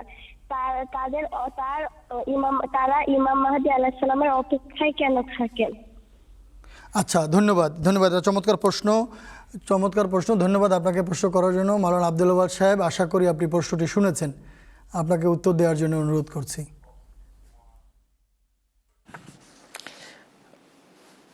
ধন্যবাদ। আহমদিয়া জামাতের বাইরে যে মুসলমানরা আছেন তারা কেন ইমাম মাহদী আলাইহিস সালামের আগমন সত্ত্বেও তাকে মানছেন না, এটার জন্য দুটো ভাগ করতে হবে উত্তরকে। একদল আছেন যারা জানেনই না যে প্রকৃত অর্থে ইমাম মাহদী আলাইহিস সালাম এসেছেন, আমরা তাদেরকে তবলিগ পৌঁছাতে পারি নাই, আমরা তাদেরকে বুঝাতে পারি নাই, আমাদের প্রতিবেশীদেরকেও আমরা এখনো জানাতে পারি নাই, আমাদের বন্ধুবর্গকেও আমরা এখনো জানাতে পারি নাই, আমাদের সহপাঠী সহকর্মীদেরকে এখনো আমরা বলতে পারি নাই যে ইমাম মাহদী আলাইহিস সালাম এসেছেন, আমরা কোরআন সুন্নাহ হাদিস অনুযায়ী মেনেছি। এই কারণে তাদের এখনো না মানার যথেষ্ট কারণ আছে স্পষ্টভাবে, কেননা আমরা তো এখনো বার্তা পৌঁছাতে পারি নাই তাদেরকে। কিন্তু আরেক দল আছেন যারা বার্তা লাভ করেছেন, কিন্তু তাদের ধর্ম ব্যবসা নষ্ট হয়, তাদের প্রভাব প্রতিপত্তি ধ্বংস হয়, এই ভয়ে তারা কানে নিচ্ছেন না কথাটা বা জানার পর অস্বীকার করছেন। আর আরেক দল আছেন যারা তাদের ব্যবসা বানিয়েছেন অস্বীকার করাটাকে। ওয়াতাজআলুনা রিজকাকুম আন্নাকুম তুকাজ্জিবুন, এই কথাটার বহিঃপ্রকাশ আমরা দেখতে পাচ্ছি একদল মানুষের মাধ্যমে। কিন্তু বিরাট একটা অংশ আছে ছোট্ট ভাই, যাদেরকে প্রচার করা দরকার, আমাদেরকে জানানো দরকার যে আমাদের কাছে নিয়ামতের সংবাদ আছে, আল্লাহর পক্ষ থেকে রসুলের অনুসারী যার আসার কথা ছিল তিনি এসে গেছেন। এই কথাটা এখনো আমরা জানাতে পারি নাই বলে বেশিরভাগ মানুষ এখনো গ্রহণ করার সুযোগ এবং সৌভাগ্য পাচ্ছে না। কিন্তু একটি অংশ জেনে শুনে অস্বীকার করছে, কেননা তাদের স্বার্থে এটা অনেক বড় ক্ষতির কারণ হবে, এই জন্য তারা মানছে না, বরং বিরোধিতা করছে। তাহলে আপনাদের আমাদের সবার দায়িত্ব কি, আমরা যেন সমাজে কথাটা ছড়িয়ে দিই, তাহলে দেখবেন অনেক বেশি লোক মানা আরম্ভ করবে। আর যখন বেশিরভাগ লোক মেনে ফেলবে, তখন ইসলামের মধ্যে নবজাগরণের সৃষ্টি হবে এবং আমরা সারা পৃথিবীর মানুষকে ইসলামের দিকে আনতে পারবো। আল্লাহ তাআলা আমাদের সবাইকে এটা সৌভাগ্য দান করুন। ধন্যবাদ। ধন্যবাদ আপনাকে মৌলানা আউয়াল সাহেব। ছোট ভাই আদিল আহমদ সাহেব আশা করি উত্তর পেয়ে গেছেন এবং আপনার মাধ্যমে বিশ্বের সকল প্রান্তে যারা অনুষ্ঠান শুনছেন তারা উত্তর পেয়ে গেছেন। প্রিয় দর্শক, এই অনুষ্ঠান আপনাদের জন্য টেলিভিশন পর্দায় আমাদের সঙ্গে যোগাযোগের জন্য বিস্তারিত বিবরণ দেখানো হচ্ছে, টেলিফোন নাম্বার দেখানো হচ্ছে, বাংলাদেশে টেলিফোন নাম্বার দিয়ে দেওয়া হচ্ছে। আপনাদের সুবিধার্থে আপনারা কম খরচে আমাদের সঙ্গে যোগাযোগ করতে পারেন। আর যদি একেবারেই খরচ না করতে চান তাহলে ইমেইলও পাঠাতে পারেন, আমাদের কাছে ইমেইলের সুযোগও আছে, sslive@mta.tv, এখানে যোগাযোগ করতে পারেন। প্রিয় দর্শক, এখানে আমি আরেকটি ফোন লাইন দেখতে পাচ্ছি। চট্টগ্রাম থেকে আরিফুজ্জামান সাহেব লাইনে আছেন। আসসালামু আলাইকুম আরিফুজ্জামান সাহেব। আসসালামু আলাইকুম ওয়া রাহমাতুল্লাহি ওয়া বারাকাতুহু। জি ভাই, আপনার প্রশ্নটি করুন। আমার প্রশ্ন হলো, প্রকৃতপক্ষে হযরত ঈসা আলাইহিস সালামের হাওয়ারীর সংখ্যা কতজন ছিল এবং এক হাওয়ারী বেঈমানি করে কত টাকার বিনিময়ে হযরত ঈসা আলাইহিস সালামকে ধরিয়ে দিয়েছিল, এই খবরটা বর্ণনা করবেন। জাযাকুমুল্লাহ। ধন্যবাদ মৌলানা ফিরোজ আলম সাহেব, শুনেছেন প্রশ্নটি, কতজন হাওয়ারি ছিল ঈসার আর একজন বেঈমানি করে কত টাকার বিনিময়ে তাকে ধরিয়ে দিয়েছিলেন? এগুলো তো হজরত মসিহে মওদ আলাইহিস সালাতু ওয়াস সালামের বইতে লেখা আছে, সংখ্যা ওখান থেকে জানা যাবে। আমরা জানি বিভিন্ন জায়গায় মসিহে মওদ আলাইহিস সালাতু ওয়াস সালাম ঈসা আলাইহিস সালামের যে মান্যকারীদের কতকের সত্যিকার মান্যকারী না, যাদের মানার পিছনে কয়েকজনের মানার পিছনে হয়তো অন্য কারণও ছিল, তাদের কথা বলতে গিয়ে তিনি বলেছেন যে 12 জন হাওয়ারি ঈসা আলাইহিস সালাম নিজের জীবদ্দশায় খুঁজে পেয়েছিলেন, সৃষ্টি করতে পেরেছিলেন শিষ্য, যাদের মাঝে একজন অন্তত পক্ষে 30 টাকা, খুব সম্ভব বইতে উল্লেখিত আছে যে 30 টাকা নিয়ে তিনি হজরত ঈসা আলাইহিস সালামকে চোখের ইশারায় বা হাতের ইশারায় রোমানদের হাতে তুলে দিয়েছিলেন, বলে দিয়েছিলেন ইশারা করে যে এই ব্যক্তি এই হওয়ার দাবি করেন, সেই হওয়ার দাবি করেন, এই হলো তার দাবি।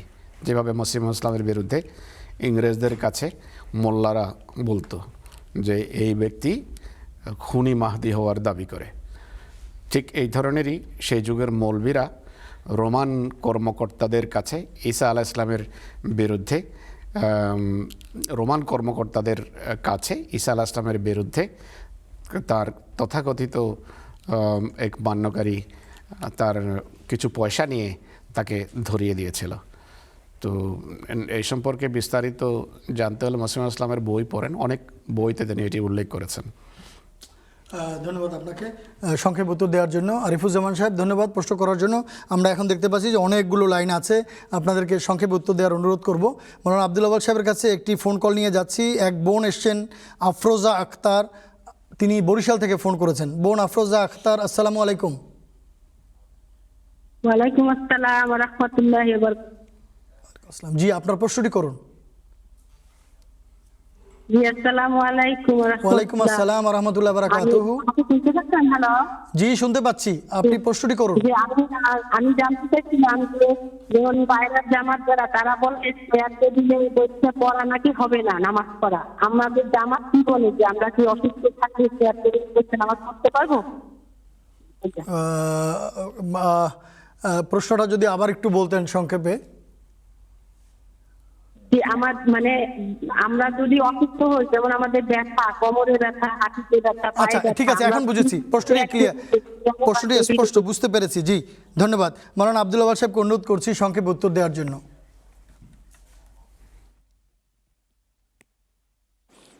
আমি একটু প্রশ্নটা স্পষ্টভাবে শুনতে চাই। উনি অসুস্থতার প্রশ্ন করেছেন কি বিষয়? চাকরি করি, আমাদের ব্যাক পেইন আছে বা সমস্যা আছে, যে কারণে আমাদের চেয়ারে বসে নামাজ পড়তে হয়, কিন্তু আহমদিরা এই চেয়ারে বসে নামাজটি পছন্দ করে না। ইসলাম কি বলে?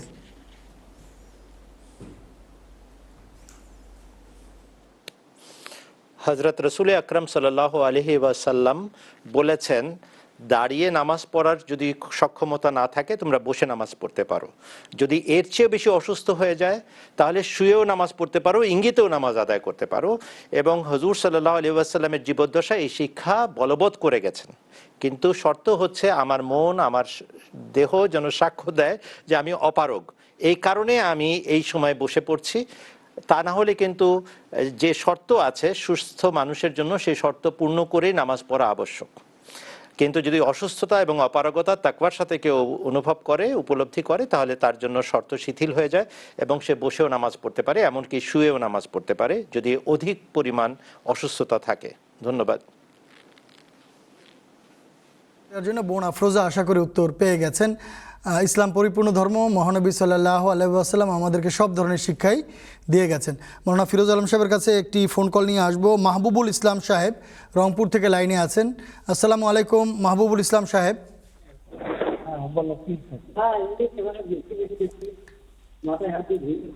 মাহবুবুল ইসলাম সাহেব, আমাদেরকে প্রশ্নটি করুন। আচ্ছা, প্রশ্নটি হচ্ছে যে আমার এক বন্ধু আমাকে প্রশ্ন করছে, হযরত ঈসা আলাইহিস সালাম বেঁচে থাকলে আমাদের কি লাভ আর মরলে আমাদের কি লোকসান? একদম ঠিক বলছেন, মরলেই কি বাঁচলেই কি? ঈসা আলাইহিস সালাম মারা গেলেই কি, বাঁচে থাকলে আমাদের লাভ কি? ফিরোজ আলম সাহেব। ঈসা আলাইহিস সালাম মারা গেছে এটা যদি বিশ্বাস না করেন, যদি বিশ্বাস করেন যে তিনি এখনও আকাশে জীবিত আছেন 2000 বা 2100 বছর ধরে, তাহলে সবচেয়ে বড় ক্ষতি হলো কোরআন শরীফকে মানা হবে না। রাসূলুল্লাহ সাল্লাল্লাহু আলাইহি ওয়াসাল্লাম, হযরত মুহাম্মদ সাল্লাল্লাহু আলাইহি সাল্লামকে মানা হবে না, মানতে পারবেন না আপনি। কেননা কোরআন পরিষ্কারভাবে বলে যে ঈসা আলাইহিস সালাম মারা গেছেন। প্রশ্নকারী বা আপনি যদি প্রশ্নকারী না হন, যার পক্ষ থেকে প্রশ্ন করেছেন, তিনি এই বিশ্বাস যদি লালন করেন যে ঈসা আলাইহিস সালাম মারা যাননি, বেঁচে আছেন, তার যদি বিশ্বাস এটি হয়, তাহলে তিনি কোরআন মানেন না, তিনি মুহাম্মদ সাল্লাল্লাহু আলাইহি ওয়াসাল্লামকে মানেন না। কেননা মুহাম্মদ সাল্লাল্লাহু আলাইহি ওয়াসাল্লাম নিজে বলেছেন যে ঈসা আর মূসা যদি জীবিত থাকতেন তাহলে অবশ্যই তাদেরকে আমার অনুসরণ করতে হতো, বলে দিয়েছেন যে তারা মারা গেছেন। এখন আপনি যদি বলেন যে না, বনি ইসরাইলি ঈসা জীবিত আছেন, তাহলে রাসূলুল্লাহকে মানা হলো না। কোরআন বলে যে ঈসা আলাইহিস সালাম নিজে বলেছেন আল্লাহ তাআলাকে যে ফালাম্মা তাওয়াফাইতানি, হে আল্লাহ, যখন তুমি আমাকে মৃত্যু দিলে, তুমি ইসরায়েলি জাতি কি অপকর্ম করেছে সেটি তুমি জানো, আমার মৃত্যুর পর কী হয়েছে আমি জানি না। তো আপনি যদি বলেন যে না, তিনি এখনও আকাশে জীবিত আছে, তাহলে আপনি কোরআন মানেন না। তো এটা হলো সবচেয়ে বড় ক্ষতি। আর 2 নম্বর কথা হলো, হযরত মুহাম্মদ সাল্লাল্লাহু আলাইহি সাল্লাম যেখানে কোরআন এবং হাদিস পরিষ্কারভাবে বলেছে ঈসা মারা গেছেন, সেখানে উম্মতের দুর্দিনে উম্মতকে রক্ষা করার জন্য এক মহাপুরুষের আগমনের কথা বলে গেছেন। রাসূলুল্লাহ বলেছেন তিনি পূর্বের ঈসার নাম নিয়ে আসবেন, যে তিনি পূর্বের ঈসার, অর্থাৎ তার নাম ঈসা হবে, ঈসা ইবনে মারিয়াম। তো এখন ক্ষতি হবে কি জানেন, পূর্বের ঈসাকে যদি আপনি আকাশে জীবিত মানেন, তাহলে মুহাম্মদ রাসূলুল্লাহ সাল্লাল্লাহু আলাইহি ওয়াসাল্লাম এই যে ভবিষ্যৎবাণী করেছেন যে আমার উম্মত যখন 73 ভাগে ভাগ হয়ে যাবে, তাদেরকে আবার আমার শিক্ষায় ফিরিয়ে আনার জন্য এক মহাপুরুষ আসবেন যার নাম হবে ঈসা ইবনে মারিয়াম। তিনি আসলে আপনি তাকে মানবেন না, কেননা আপনি বলবেন যে ঈসা তো আকাশে বসে আছে এখনও। আর এটি তো জামাতে আহমদিয়ার সামনে বড় সমস্যা হয়ে দাঁড়িয়েছে। আমরা যখন বলি যে ঈসা এসে গেছেন যার রাসূলুল্লাহ ভবিষ্যৎবাণী করেছেন, তারা বলেছেন না না উনি তো আকাশে আছে। তো সমস্যা তো একেবারে ক্লিয়ার। তো এর প্রশ্নের সংক্ষিপ্ত উত্তর হলো, আগের ঈসা মারা গেছেন, কোরআন ঘোষণা করেছে, 30টা আয়াত আছে সরাসরি বা পরোক্ষভাবে। আয়াতগুলো বলে যে ঈসা ইবনে মারিয়াম যিনি ইসরায়েলি ছিলেন, যিনি 2100 বা 2000 বছর আগে এসেছেন, তিনি ইন্তেকাল করেছেন। সূরা আলে ইমরানে আয়াত আছে 145, সূরা আলে ইমরানের 56 নম্বর আয়াতে আছে, সূরা মায়েদার 118 নম্বর আয়াতে আছে যে আগের ঈসা মারা গেছেন। তো তার মৃত্যু মানতে হবে, নতুবা যিনি আসবেন, যার আসার কথা রাসূলুল্লাহ বলেছেন যে তিনি মুসলমানদের মধ্য থেকে হবেন, তিনি উম্মতি হবেন, তিনি আগের ঈসা হবেন না।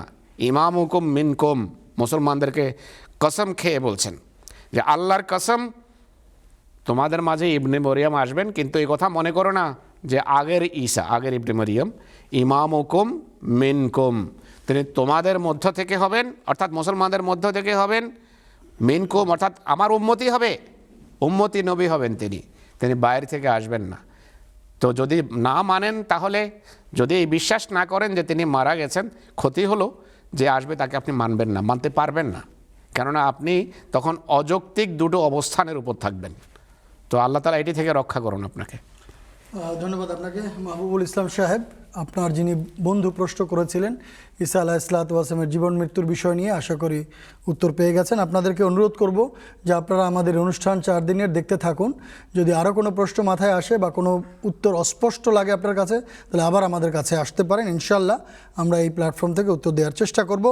এখানে একটি লাইন দেখতে পাচ্ছি, চট্টগ্রাম থেকে ফয়সাল মোহাম্মদ সাঈদ সাহেব লাইনে আছেন। আসসালামু আলাইকুম ফয়সাল সাহেব। জি আসসালামু আলাইকুম ওয়া রাহমাতুল্লাহ। আমি ফয়সাল মোহাম্মদ সাঈদ বলতেছিলাম চট্টগ্রাম চকবাজার থেকে। জি ভাই, প্রশ্নটি করুন। আমার প্রশ্নটা ছিল আমার প্রশ্নটা ছিল আমাদের একজন নমবায়নের, ওনার নাম হচ্ছে আব্দুল কাদের। তো ওনাকে আমি প্রশ্নটা করতেছি যে বিষয়টা এরকম, কোরআন শরীফে আছে আমাদের পৃথিবীর বেশিরভাগ মানুষ হচ্ছে ঈমান আনবে না। সেই ক্ষেত্রে কিয়ামত দিবসে যে জান্নাত জাহান্নামের বিষয় আছে, আমরা জানতে পারি 7টা জাহান্নাম এবং 8টা জান্নাতের কথা বলা আছে। তো ওই ভাইয়ের প্রশ্ন ছিল যে যেহেতু বেশিরভাগ মানুষই ঈমান শূন্য থাকবে, সেই ক্ষেত্রে জাহান্নামের পরিমাণটা বেশি হওয়ার কথা ছিল। তো জাহান্নামের পরিমাণটা কম, কেন জান্নাতের পরিমাণটা বেশি? 8টা, এখানে 7 এবং 8, জান্নাতের পরিমাণটা কেন বেশি? ওইটাই আমার প্রশ্ন ছিল। ধন্যবাদ। যদিও আমার কাছে লিখিত প্রশ্ন ভিন্নটি ছিল, মাওলানা আব্দুল ওয়াহাব সাহেব, আশা করি আপনি প্রশ্নটি শুনেছেন, দয়া করে উত্তর দিবেন।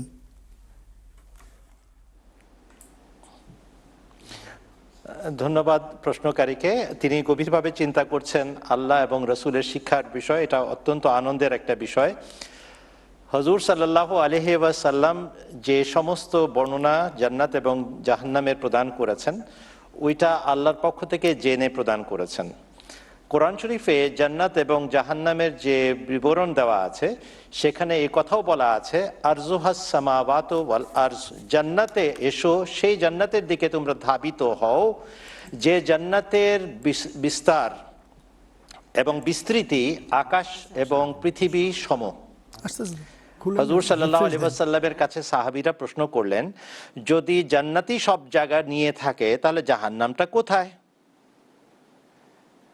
তখন হুজুর সাল্লাল্লাহু আলাইহি ওয়াসাল্লাম উত্তরে বললেন, যখন দিন শেষে রাত আসে তখন দিন কোথায় যায়?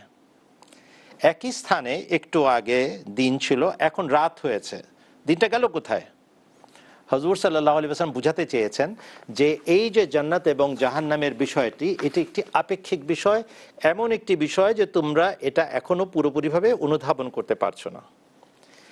একই সময় একই জায়গায় ভিন্ন ডাইমেনশনে মানুষ অবস্থান করতে পারে এবং সেখানে তারা জানতেও পারছে না যে এখানে আরেকটা জগৎ বিদ্যমান। এটাকে সহজভাবে আমি পরবর্তীতে বোঝানোর চেষ্টা করব, কিন্তু আগে হাদিসটা বুঝিয়ে বলি। হুজুর সাল্লাল্লাহু আলাইহি ওয়াসাল্লামের সামনে একটি কোরআনের আয়াতের আলোকে প্রশ্ন তোলা হয়েছিল, যদি সবটা জায়গা দখল করে থাকে জান্নাত, আরজুহাস সামাওয়াতু ওয়াল আরজ সারিউ ইলা জান্নাতিন ইলা মাগফিরাতিন ওয়া জান্নাতিন আরজুহাস সামাওয়াতু ওয়াল আরজ, সেই জায়গাতে প্রশ্ন তোলা হয়েছিল যে যদি গোটা জায়গাটাই জান্নাতেই দখল করে থাকে তাহলে জাহান্নাম কোথায়? হুজুর সাল্লাল্লাহু আলাইহি ওয়াসাল্লাম বলেছিলেন, যখন রাত আসে তখন দিন কোথায় যায়?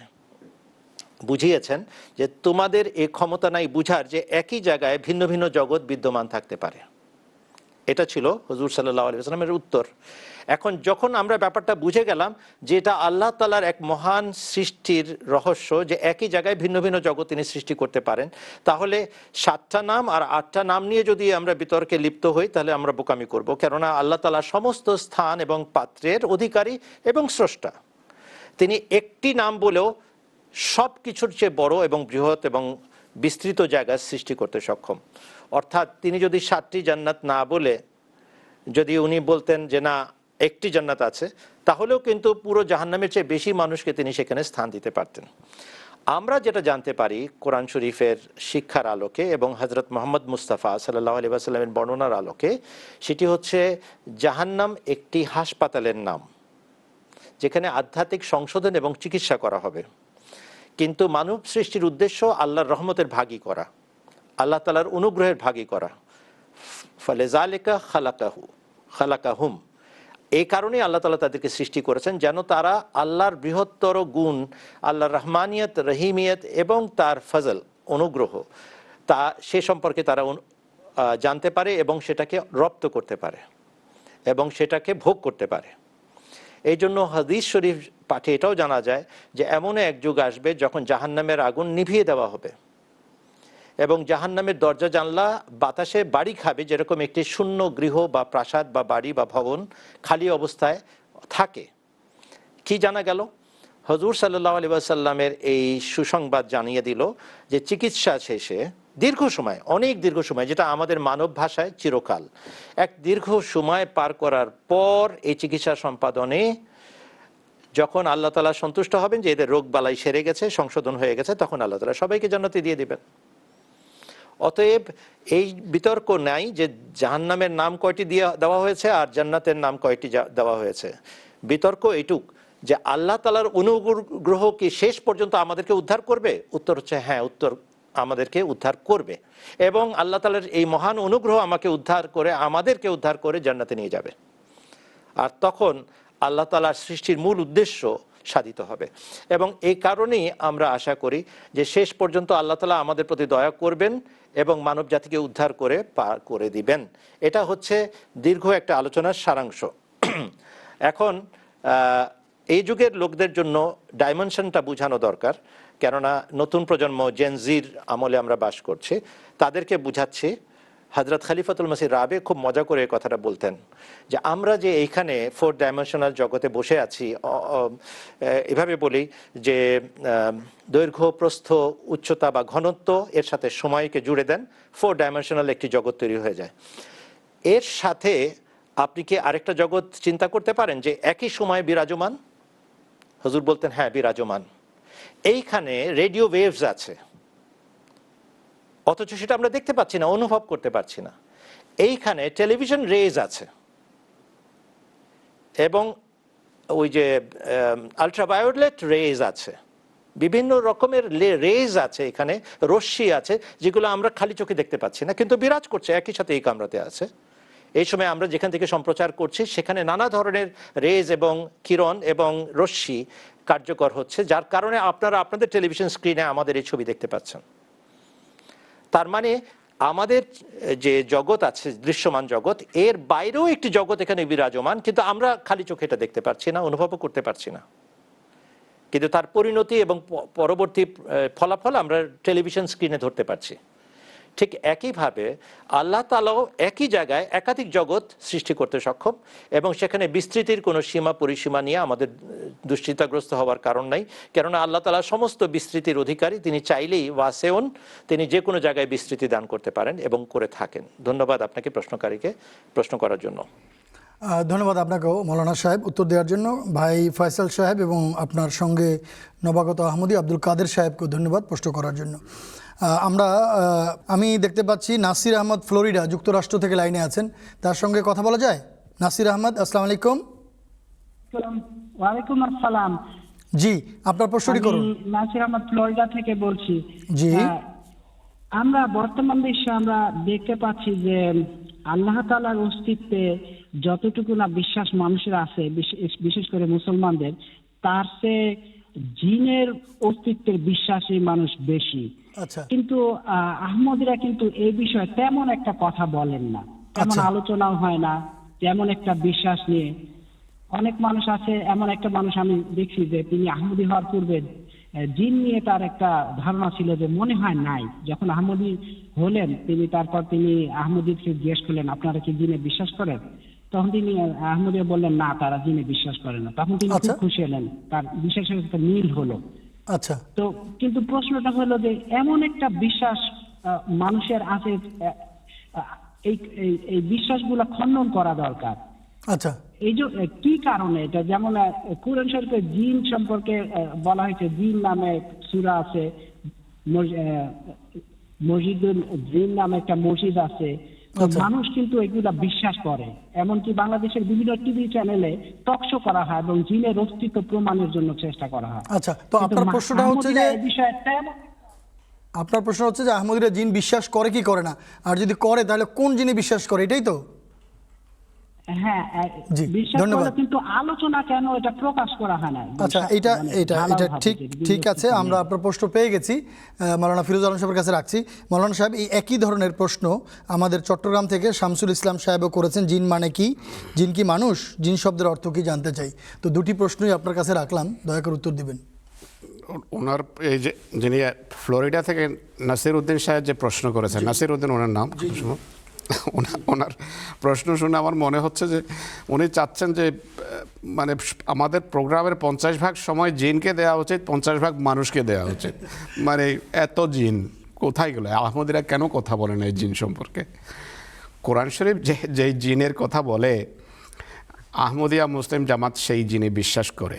আমরা কোরআন শরীফ যেহেতু জিনের কথা উল্লেখ করেছে, আর আমরা জানি যে এক সৃষ্টি আছে, যে সৃষ্টিকে জিন বলা হয়, কিন্তু সেই জিন মানব সমাজেরই একটা অংশ।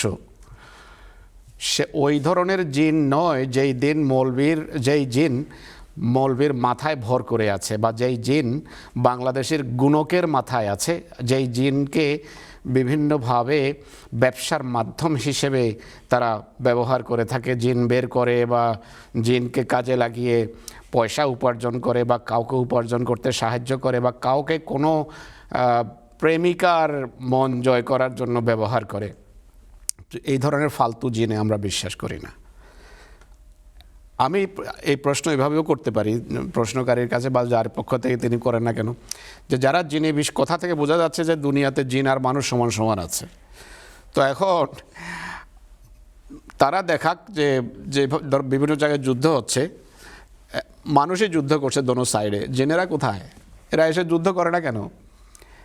আমেরিকার জিনের বাহিনী কেন নিয়ে আসে না? বা ইরান কেন জিন বাহিনী নিয়ে যুদ্ধ করে না?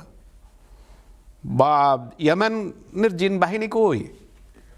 কোথাও আপনি জিনের কোনো বাহিনী দেখবেন না, কোনো যুগে কেউ দেখাতে পারেনি। এখানে হয়তো বলবে যে সুলেমান আলাইহিস সালামের জিন ছিল, তো সেখানেও মনে রাখবেন জিন মানে হলো এমন শ্রেণী মানুষের মাঝে যারা খুব দক্ষ, যারা বিশেষ ধরনের স্কিল রাখে, তাদের জন্য জিন শব্দ ব্যবহার হয়েছে। সুলেমানের জিন সাগরের পানিতে ডুব দিয়ে তার জন্য বিভিন্ন মূল্যবান মণিমুক্তা আহরণ করতেন, অথচ কোরআন শরীফ আছে জিনকে আল্লাহ তাআলা আগুন দিয়ে সৃষ্টি করেছেন। তো আগুনের সৃষ্ট জিন যদি সাগরে ডুব দেয়, ঝাঁপ দেয়, আগুন থাকে পানিতে? এই বিষয়গুলো রূপক। আক্ষরিক অর্থে নিলে কোনো প্রশ্নেরই আপনি উত্তর দিতে পারবেন না।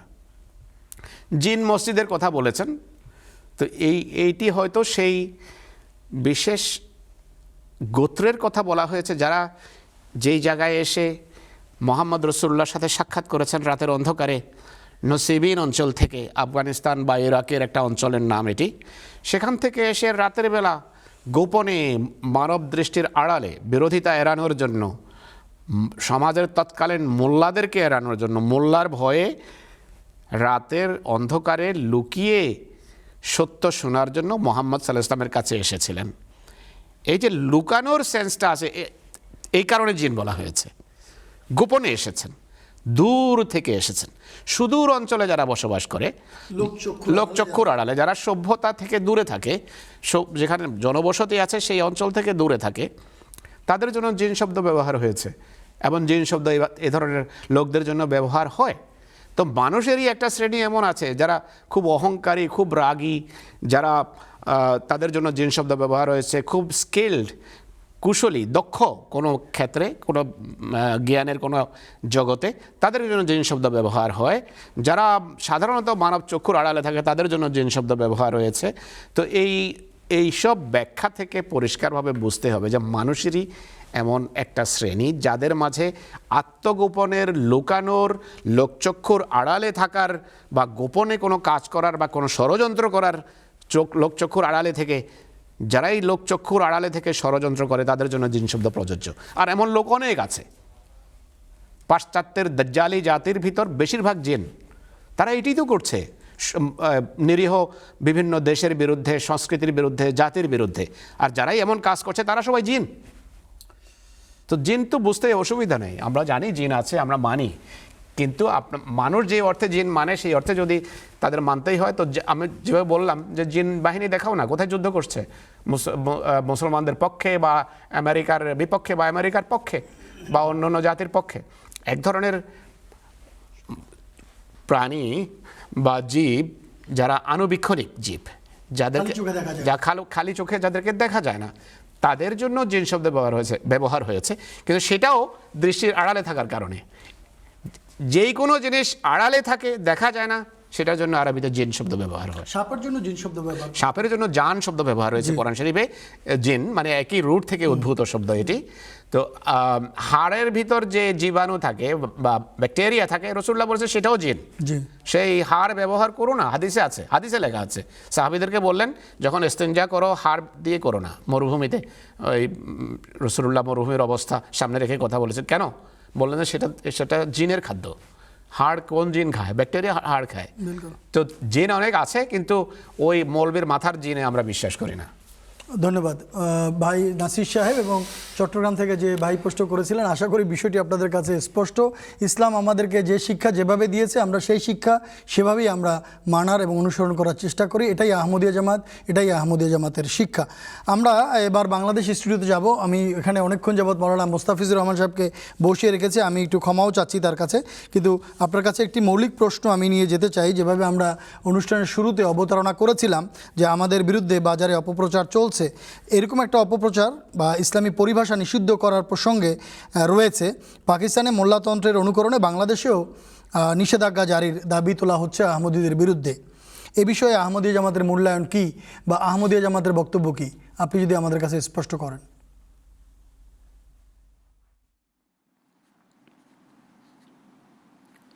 জি ধন্যবাদ। প্রথমত আমি বলতে চাই, ইসলাম কি কোনো ব্যবসায়িক পণ্য? এগুলো কি কোনো পণ্য সামগ্রী? যারা এসব দাবি তুলছেন বা দাবি করছেন তাদেরকে কি ট্রেডমার্ক রেজিস্ট্রি করে লাইসেন্স দেওয়া হয়েছে যে তারা ছাড়া এসব পরিভাষা কেউ ব্যবহার করতে পারবে না? ইসলাম কোনো পণ্য সামগ্রী নয়। ইসলাম হলো আল্লাহ তাআলার প্রেরিত সর্বশেষ শরীয়ত এবং মনোনীত ধর্ম, যা আমরা হযরত মুহাম্মদ মুস্তাফা সাল্লাল্লাহু আলাইহি সাল্লামের মাধ্যমে পেয়েছি। আল্লাহ তাআলা কুরআন শরীফে বলেছেন, আল-ইয়াওমা আকমালতু লাকুম দীনাকুম ওয়া আতমামতু আলাইকুম নি'মাতি ওয়া রাদিতু লাকুমুল ইসলামা দীনা। সূরা মায়েদা আয়াত নাম্বার 4।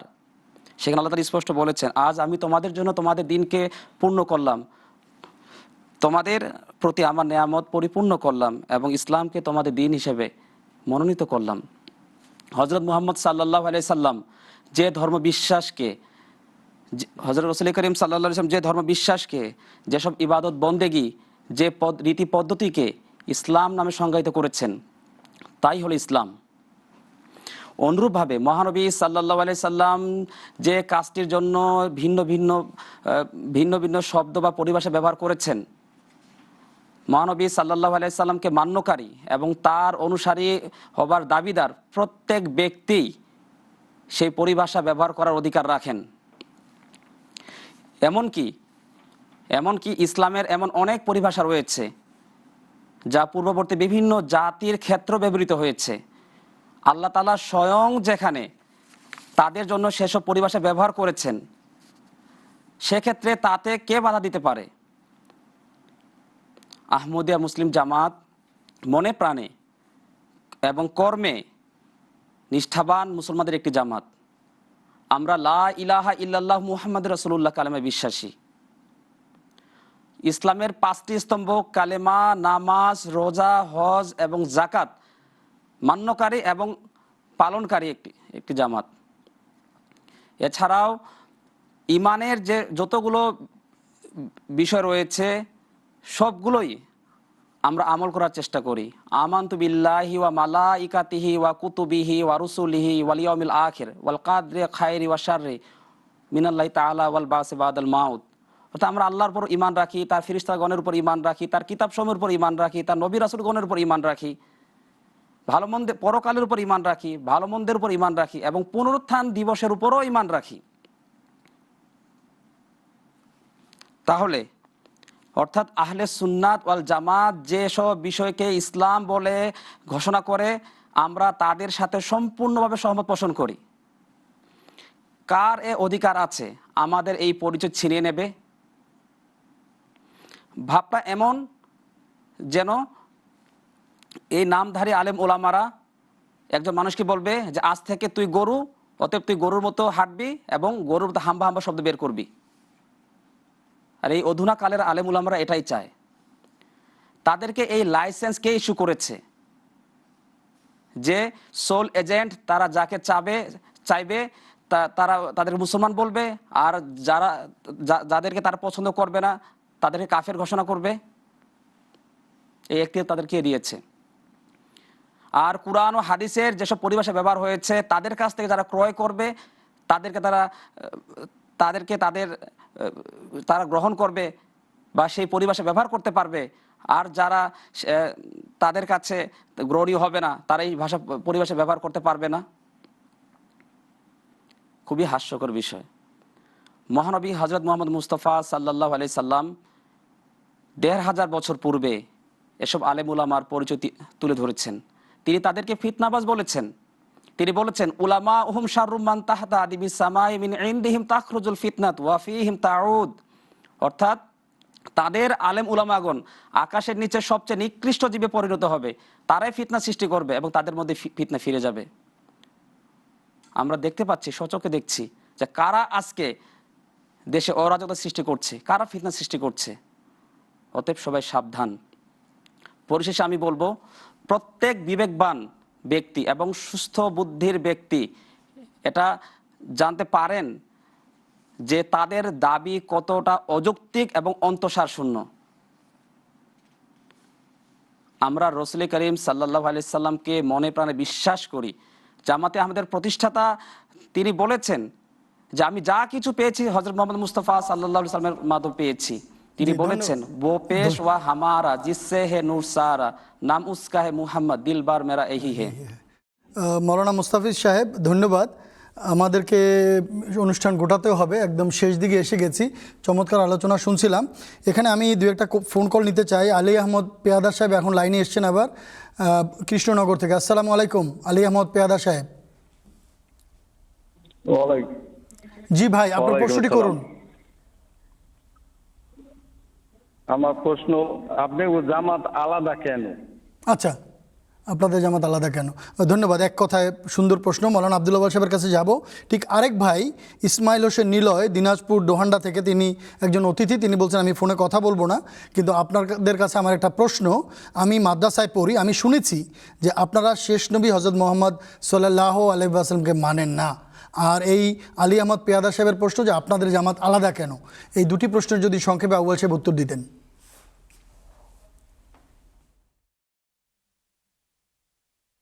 ধন্যবাদ। দুটি প্রশ্ন একসাথে নিয়ে আমি উত্তর দেওয়ার চেষ্টা করছি। হযরত রাসূল আকরাম সাল্লাল্লাহু আলাইহি ওয়াসাল্লাম বলেছেন, ফাইজা রাআয়তুমুহু ফাবাইউহু ওয়ালাউ হাবওয়ান আলা সালজে ফাইন্নাহু খলিফাতুল্লাহিল মাহদিয়্যু।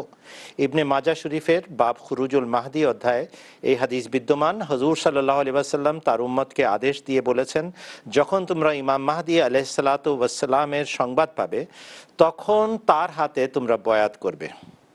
যদি বরফের পাহাড় ডিঙিয়ে হলেও যেতে হয় তার কাছে পৌঁছবে এবং তার হাতে বয়াত করবে। কেন? ফাইন্নাহু খলিফাতুল্লাহিল মাহদিয়্যু, কেননা তিনি আল্লাহর খলিফা আল মাহদি। এটা সিয়াসিত্তার হাদিসের ভিতরে বিদ্যমান। এখন এই হাদিসে রাসূল আকরাম সাল্লাল্লাহু আলাইহি ওয়াসাল্লাম আদেশ করছেন, ইমাম মাহদির সংবাদ পেলে তোমরা তার হাতে গিয়ে বয়াত করবে, অর্থাৎ তিনি যে জামাত বানাবেন তোমরা তার অন্তর্ভুক্ত হবে। এই জন্য আমরা ইমাম মাহদি আলাইহিসসালাতু ওয়াসসালামকে রসুলের আদেশ অনুযায়ী মান্য করেছি এবং তিনি যে জামাত বানিয়েছেন আল্লাহর আদেশে, যেন নেকি এবং তাকওয়া ছড়ায় সারা বিশ্বে, সেই জন্যই আমরা সেই জামাতভুক্ত হয়েছি। আর ওই যে আমাদের যে ভাই প্রশ্ন করেছেন আপনারা নাকি হযরত মুহাম্মদ মুস্তাফা সাল্লাল্লাহু আলাইহি ওয়াসাল্লামকে মান্য করেন না, তার উত্তরের মাঝে আছে আমরা মান্য করি এবং মান্য করি বিধায় আমরা ইমাম মাহদিকে মানতে বাধ্য হয়েছি। এবং সমস্ত আলেম ওলামাকে এবং মাদ্রাসার ছাত্রকে এবং টিচার্সদেরকে, উস্তাদদেরকে আমরা আহ্বান জানাচ্ছি, রসুল আকরাম সাল্লাল্লাহু আলাইহি ওয়াসাল্লামের আদেশ মান্য করেন। আপনারা দলাদলিতে মত্ত হয়ে আছেন। এই আহলে হাদিস সম্প্রদায়ের বিরুদ্ধে উঠে পড়ে লেগেছেন একদল, আবার আহমদীদের বিরুদ্ধে তো লেগেই আছেন। আর নতুন নতুন ফিরকা, নতুন নতুন ঝামেলা সারাক্ষণ আমরা দেখতে পাচ্ছি, লক্ষ্য করছি। এক ইরানকে ধ্বংস করছে এক পরাশক্তি এবং ইহুদি জাতি, তার সম্বন্ধেও আমরা এক হতে পারছি না যে মুসলমানদেরকে ধ্বংস করছে, চলো আমরা একমত হই, ঐক্যবদ্ধ হই, মুসলমানদেরকে রক্ষা করি। একমাত্র আহমদিয়া জামাতের খেলাফত এ ব্যাপারে আহ্বান জানাচ্ছে। খলিফা বারবার এই কথা বলছেন যে মুসলমানদেরকে ঐক্যবদ্ধ হওয়া প্রয়োজন মুসলমানদেরকে রক্ষা করার জন্য। গাজ্জাতে 70,000-এরও বেশি শহীদ করেছে ফিলিস্তিনিদেরকে ইসরায়েল, এর বিরুদ্ধে আমরা ঐক্যবদ্ধ হতে পারি নাই। কোথায় আমাদের ঐক্য? এই ঐক্য তৈরি করার জন্য আল্লাহ তাআলা ইমাম মাহদি আলাইহিস সালামকে পাঠিয়েছেন, সেই জন্য এই বয়াতের নিজাম তৈরি হয়েছে এবং আমাদেরকে সমস্ত দলাদলি বাদ দিয়ে এক দলে পরিণত করার জন্য এই জামাত প্রতিষ্ঠিত হয়েছে। রাসূলুল্লাহর আদেশে আমরা এক হয়েছি। রাসূলুল্লাহ বলেছেন ইমাম মাহদির হাতে বয়াত করার মাধ্যমে তোমরা ঐক্যে ফিরে পাবে। এই কারণে সবাইকে আমরা আহ্বান জানাচ্ছি, এই দল বাড়ানোর দল নয়, দলাদলি বৃদ্ধি করার দল নয়, এটা দলাদলি ভেঙে এক নেতা এক দল বানানোর জন্য এই জামাত প্রতিষ্ঠিত। সেই জন্য আমরা এই দলে অন্তর্ভুক্ত হয়েছি। আপনাদের সবাইকে আমন্ত্রণ, এই জামাতে প্রবেশ করুন। ধন্যবাদ। ভাই ইসমাইল সাহেব এবং ভাই যে আলী আহমদ পেয়াদা সাহেব, আপনাদেরকে ধন্যবাদ প্রশ্ন করার জন্য, আউয়াল সাহেবকে ধন্যবাদ উত্তর দেওয়ার জন্য। প্রিয় দর্শক, বিদায় নিব। বিদায়ের আগে আহমদিয়া মুসলিম জামাতের পবিত্র প্রতিষ্ঠাতা এই জামাত প্রতিষ্ঠার উদ্দেশ্য সম্পর্কে কি বলেছেন, ছোট্ট একটি অংশ তার লেখা থেকে আমরা শুনে নিচ্ছি। সাথে দৃপ্ত কণ্ঠে বলছি, আমি সত্যবাদী, আর খোদার কৃপায় এক্ষেত্রে বিজয় আমারই। আর আমি আমার দূরদৃষ্টি প্রসারিত করে সারা পৃথিবীকে আমার সত্যতার ছায়াতলে সমর্পিত দেখতে পেয়েছি। অচিরেই আমি এক সুমহান বিজয় লাভ করব, কেননা আমার কথার সমর্থনে অপর একটি কণ্ঠ সরব, আর আমার হাত সুদৃঢ় করতে অপর একটি হাত সক্রিয়, যা পৃথিবী দেখতে না পেলেও আমি দেখি। আমার ভেতর এক স্বর্গীয় প্রেরণা কার্যকর, যা আমার প্রতিটি শব্দ ও অক্ষরকে সঞ্জীবিত করে তোলে। ঊর্ধ্বলোকে এক আন্দোলন ও আলোড়ন সৃষ্টি হয়েছে, যা মাটির এই ঢেলাকে পুতুলের ন্যায় দাঁড় করিয়ে দিয়েছে। প্রত্যেক সে ব্যক্তি যার জন্য তওবা বা অনুশোচনার পথ রুদ্ধ হয়নি, অচিরেই সে প্রত্যক্ষ করবে আমি আমার নিজের পক্ষ থেকে দাবি করিনি। সেসব চোখ কি দৃষ্টিসম্পন্ন যা সত্যবাদীকে চিনতে অক্ষম? সেও কি জীবিত বলে আখ্যায়িত হতে পারে যে এই স্বর্গীয় আহ্বান সম্পর্কে চেতনাহীন? ইজালায় আওহাম রুহানি খাজায়েন 3য় খণ্ড পৃষ্ঠা 403। প্রিয় দর্শক, আমরা হযরত মসিহ মাউদ আলাইহিস সালামের লেখা থেকে শুনছিলাম। এই ছিল আমাদের আজকের নিবেদন। আগামীকাল আমরা অনুষ্ঠান নিয়ে উপস্থিত হব বাংলাদেশ সময় সন্ধ্যা 8:30টায় এবং ভারত সময় সন্ধ্যা 8টায়। আগামীকাল আহমদিয়া জামাতকে জানার সুযোগ আছে। আহমদিয়া জামাতের পঞ্চম খলিফার খুতবা MT-এর পর্দায় সরাসরি সম্প্রচার করা হবে বাংলাদেশ সময় সন্ধ্যা 6টায় এবং ভারতের সময় সন্ধ্যা 5:30টায়। এরপরই অনুষ্ঠান নিয়ে উপস্থিত হব। আশা করছি আগামীকালও আপনাদের সঙ্গ পাবো। আজকে যারা ফোন করে অনুষ্ঠানকে প্রাণবন্ত করেছেন ধন্যবাদ, এবং বিজ্ঞ আলোচকবৃন্দকেও আমরা ধন্যবাদ জানিয়ে আজকের মতো বিদায় নিচ্ছি। আসসালামু আলাইকুম ওয়া রাহমাতুল্লাহি ওয়া বারাকাতুহু। আউযু বিল্লাহি মিনাশ শাইতানির রাজীম।